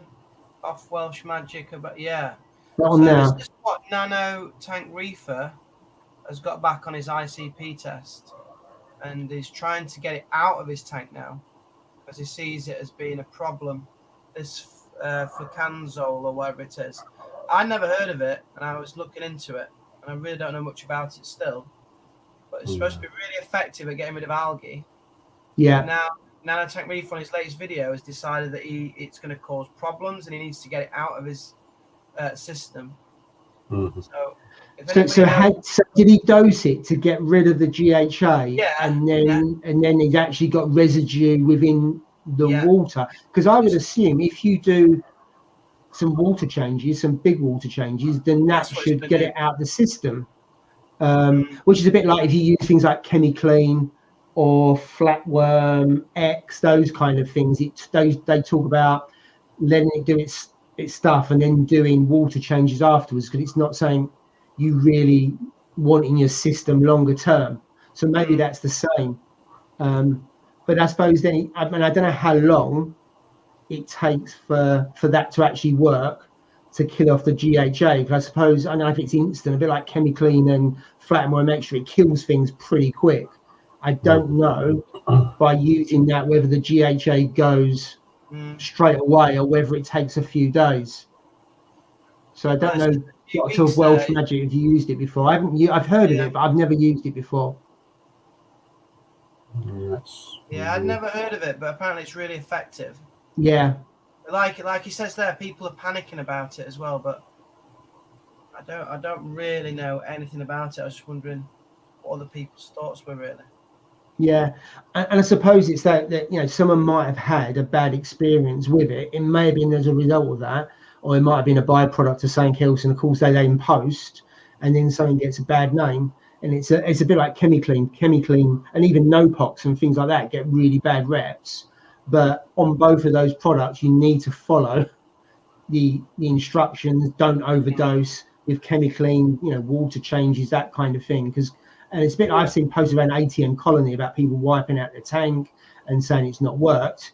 And then people ask, well, how did you follow the instructions? And did you say, do what you're supposed to? And they say no. And then you go, well, was you expecting a different outcome? So it could be because of that. I don't know. So I think is there any other comments I've missed, Ross? Because I'm a bit rusty. About clams. Have you ever heard of They seem to be becoming quite popular now. Everybody seems to be getting them again. You know, you see them all over Instagram, and they seem to be becoming quite a popular thing. I mean, I can't remember the Instagram page, but it's something like Clam Mania or something like that does them, and they look incredible. A really, really bright blue colour. I'd love one, but I just don't know enough about them, to be honest. And I don't really think it would be the right thing for my tank either. What do you feed them? I don't know. I would love to get a clam, and I'm thinking about once the 170 settles down, I'll probably get one on the floating aquascape, because one thing I think I'm right in saying they like a lot of light, so that would be quite good because it'd be quite high up. Also, I think the smaller ones are harder to look after than the bigger ones. I think because the smaller ones, obviously, there's less of them, and because of the light. But this is only my knowledge. I'm not going from a position of strength. It's just when I've been starting to read up on them a little bit. But then if I look at the smaller ones, they look absolutely fantastic because they've got a really deep blue color to them. So when I look at the ones in the shops, the smaller ones, I think they look a lot better. But I think they're harder to look after. But and there's obviously a few people in the chat that have got clams. I don't know if that's true around the smaller ones being harder to look after. Do they appreciate more light? And also, what do you feed them as well, or whether they just take food from the water column just like anything else does? Because I don't know, one of those things, a bit like, can you overfeed it? So if you're target feeding it, is that good or bad, or is it like anything? There's a balance to it. But I've never had one before, and I've always been put off on the fact, am I going to get it and kill it? But I think I will. I think I'll try one out. I think we need to save that question for next week when Steve's back, because he's got a clam that's thriving, hasn't he? In his display tank. So he clearly knows how to get the best out of them. But they look stunning. They do look stunning. Yeah, they do. It's a bit different. I mean, I think who was it? Sea Friendly Reef. I'm sure he did a video of one he visited, and the clam. It was absolutely huge. The mantle was kind of like 12 by 18 inches or something like that, and it had been grown out for a number of years from a smaller one. So they love mysis. So I'm assuming then if you're feeding frozen, then it will just go into the water column and they'll pick it off. I think they're a type of filter feeder type thing, aren't they? They just filter whatever's in the water column out. Yeah. Yeah, I've seen in the shop that they open up with the light, and if you put your hand over the light, they sometimes close, and they're quite sensitive to opening and closing. They don't like high phosphates. Mine caused mine to bleach slightly when I had a spike. I've still got that little clam oyster type thing, whatever it is, attached to my torch. It's still there and still opening and closing quite the thing, and that's been there since I got the torch. I don't know what it is, but the shell of it opens up like the clamshell does, and then like you say, if you move your hand past it, it closes up quickly and then opens back up again. But I've never fed it. I've just left it as it is because I don't know what it is, and it seems to be okay.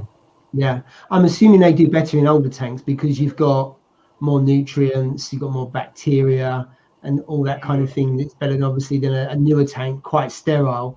So maybe it's harder for them to feed and to pull things out of the water column because it's so sterile. Yeah, I mean, the one I saw, the one about they grow to 15 centimeters. The one definitely on the Sea Friendly Reef was a lot bigger than that. But yeah, the ones you see from shop, they can be real diddy ones, can't they? That are 3-4 centimeters up to 8 or 10 centimeters. Yeah, there was one. It was actually a fish shop away up in the Highlands of Scotland. And it was in one of the group chats that the boys had put a picture of this up, and the thing was absolutely massive. I mean, it was like it took up the full side of the tank, and it was huge. I mean, I don't know its size, so I didn't see it in person, but I'll try and dig out the photos and send them to you because it was incredible. To be honest, this thing was huge, but the colour on it looked amazing. Yeah, they are superb. Same feeding for my NEM. Right, okay, yeah, that's good. Wow, yes, I've had fish no chips. 7 years, it's now 12 to 14 inches. So what was the size of it when you first? 14 inch. Wow, must have a huge tank. It's about that, is it not? Yeah, it's about. Oh my God. So just looking at your tank in the background, it would pretty much take up most of your rockscape, wouldn't it, Jay? It wouldn't get or anywhere both? close. I won't even be able to fit it in, I don't think. Yeah.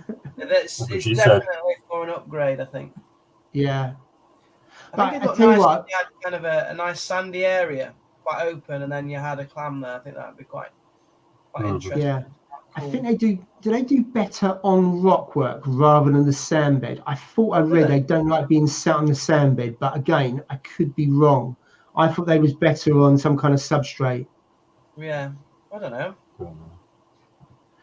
There you go. So it was 3 to 4 inches, and now it's 14. I don't think there's anything better than whether it's a fish or a coral that you get it when it's really small, and you watch it grow out, whether the fish goes from a juvenile to an adult, or you've got a frag that bases out and all of a sudden it turns into, SPS, it goes into lovely branching SPS, or, I know you guys have got Duncans and other things where it pops from one head to a full colony. I personally, I find that really satisfying. And I don't think I've actually bought a colony before. I've always bought frags. One, they're cheaper, but two, I think it's really satisfying to see something grow out. Yeah, I think that's one of the most satisfying things about this hobby, though, is seeing things grow and realizing that you've allowed it to grow that way. You gave it the right conditions. I mean, we've all said it before. We're really only looking after the water, aren't we? Everyone else goes around about that. But I mean, watching something grow for me has been the big thing. That's why my focus has been more on corals than it is the fish. But that might change when I get a bigger tank. I mean, watching the corals grow, every time you see a new polyp on something, I get excited about that. I know I'm just new to it, but there's something satisfying about that, I think. Yeah, for me, I feel really proud that I've nurtured this for a period of time without killing it, which is great. But also, it's not just survived; it's thrived.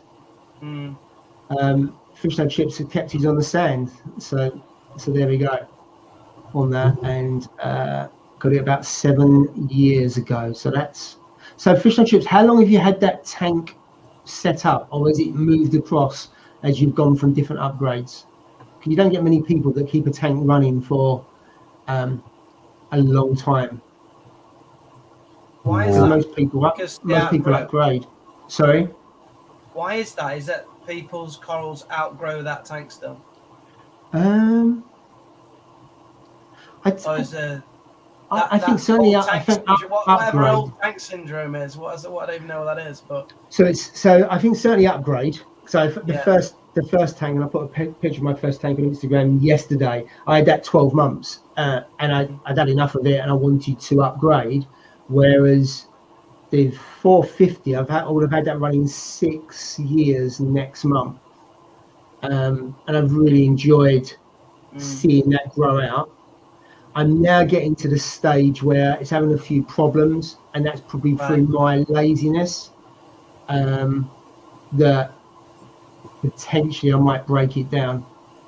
And also, it's a Red Sea Reefer 450, and the cabinet is looking a bit battered. And I'm thinking Red Sea cabinets. I mean, I would buy Red Sea again, don't get me wrong, but it's 6 years old, and I'm thinking it's time for a change. If it was in perfect condition, I probably wouldn't change it, but it's not. The glass even is scratched up a little bit. It's probably an interesting one for the chat, that, Paul, to ask how long everybody's had their tanks running for. Yeah, that's a good point. So if how long's your tank's been set up for, and how long, if it's not the current, how long is the longest tank you've had, if that makes sense. So you could have had one 5 years in the past, and then they've upgraded, and now it's 2 or 3 months old. Because most of the posts you see are from people where the tanks are usually fairly young. Yeah, you don't see that many that are 4, 5, 6 years plus that I've seen anyway. Yeah, you seem to get around about the 3 year mark, and then they seem to either upgrade or kind of die off or whatever. I'd like to know what the sweet spot age is. That's what I'd be really interested to know. For me, it was probably about 3 to 4 years when the tank looked its best, but that's probably because I was on it. I think the kind of matured and things. Yeah, the biggest mistake I made was one, putting the corals too close to one another, and secondly, letting them grow out too much. So I've got corals that have weaved into one another. I've got a green plating Monty that now has fused itself to a blue tipped acro and has taken over. I've got a blue digi that's doing the same. So I think my laziness, and if I had better husbandry on cutting them back, it'd probably look better. So I've got one acropora that's on the the base is on the sand bed, and it's now actually at the top of the tank. So that's on a Red Sea reefer. So it's probably 18 inches higher, and the breadth of it is probably 18 inches as well. It's too big. The bottom of it is dead because it gets no light, and I probably should have done something with it earlier. Right, let's get through these comments. There's a few comments here around how long. I was going to answer Nathan's question there about if I'm considering an upgrade. So I am considering an upgrade, and I'm pretty confident it'll be a 4-foot peninsula that I'll go for. That seems to be what I keep going back to all the time. So that'll be my upgrade. When? I don't know. So are you thinking custom? Or because do you know the only thing that, so you know me, I've got the water box here and I absolutely love it, and I would go water box all day every day again. Now I know some people have said recently that the stands and so on, but I would go water box straight away if it wasn't for the fact that you can't put the Clarisy in it, because after hearing everything about the Clarisy, I feel like I really want one. So that's the only thing putting me off going down the water box route. So therefore it probably would be custom, because I mean, like you said, the DD tanks now are really good, Paul, but you just don't get the peninsula ones. And for me, I want a peninsula tank, because when I'm going to put it in the living room, I'll be a divider between the living room and the dining room. So you know, I want that peninsula effect coming out there. So yeah, it'll be, I don't know, I'm 50-50 now. Yeah, because I think if you want a Clarisy, then you have to probably go custom, like you say, or you go on the others, and then you got to knock the weir about. And that's the issue. A Reef for 350 for 100 quid. That is an absolute bargain. Because he wants his, look at that. So the question is, I'm assuming the condition was okay, or was it a bit battered and bruised? I mean, that is an absolute bargain, like you say. But then if you look at a lot of the second-hand stuff, the equipment, the prices are just tanking because there's so many. The second-hand market is alive and kicking, I would say. But I mean, even so, that is, as you say, that's bargain of the year. Yeah, I know Corey Willard on his channel, he's bought a nano tank for £200, I think, but it was brand new, so it's never had salt water in it. Display and cabinet for £200. He bought it off Ian's Reef. I think there is some bargains to be had at the moment. If you shop around. Yeah, I think when I was looking about a year ago, which was lockdown, it was really expensive. Really? Yeah. But as people find that, as we unlock, people haven't got the time for the tanks, the other things happen. It is hard in the summer when you're doing other stuff to keep on it. I must admit, I find that as a big struggle. As we're going through the comments, it seems to be tropical that win the day for how long. And I've forgotten, I got into this hobby because my wife bought a Fluva wedge tank, which is a tropical, and that was 10 years when we had our kitchen done. And that's how it got me into the hobby. We got that, and you think that was what's a Fluva wedge, 25 litre? Now I'm sitting with 3 bloody tanks, one 450, 170, and a 280 on the back of a small tank sitting in the kitchen. Sometimes I think way, Paul, because when I first started, I started off in tropical, and I've had them for probably the best part of 15, maybe even 20 years now. And at one point in the house I'm in just now, I had 17 tropical tanks set up at the one time. I was breeding different cichlids. I had all different kinds of stuff. I kept snake heads, I kept everything. And now I've cut all that down to basically I've got one Malawi cichlid tank downstairs that's up and running, and this tank here, and then the crab tank. So that's all I've got now. So I've kind of went the opposite way and scaled everything right back again. Yeah. Absolutely. I was just saying, you're most happiest with the 170, aren't you, Paul? Is that the one that you? I am at the moment. Yeah. The reason being on that one is I really enjoying having the floating aquascape because it's really different. I don't feel under any pressure to do anything quick. So it's taking me ages to do anything, but I feel really good about that. And also, maybe because I'm falling out of love a little bit with the 450, I'm just thinking it's 450 litres, it's a bit bulky now. And I'm thinking, well, actually, what would I do next? Would I go smaller rather than go big? So I do wonder whether, if I was to downsize and do away with the 3 tanks and go for one, something like a 2x2 cube might be ideal. That's where, but then in a few months' time, I might think, no, I don't like that anymore. I want to go humongous, do a room divider. I want an 8x2x3 or something like that. I never know where I'm going to end up. So Julie, as always, has said we're out of time. Just want to comment on this one around unboxings and second hand. Most of the equipment, so the 450 I got is second hand, the 170 I got is second hand, the Fluva 190 was second hand. I've only ever bought one new tank, and that was the DD Reef Pro. I've had lots of smaller tanks as well, and I've gone second hand. When I only very much the last year or so have I bought new. Before that, everything I bought was second hand, and you save an absolute fortune. The 450 of all the kit, I must have paid about 40% of the retail price, and the tank was only 4 months old because it's when Red Sea Reefers first come out. So there's definitely something in it in terms of second-hand tanks and getting into hobby. You save a shed load of money. Yeah. Right. Unless there's any other comments, guys, I think we will call it time, as we're a minute over. So very tardy on my part, Julie. Apologies.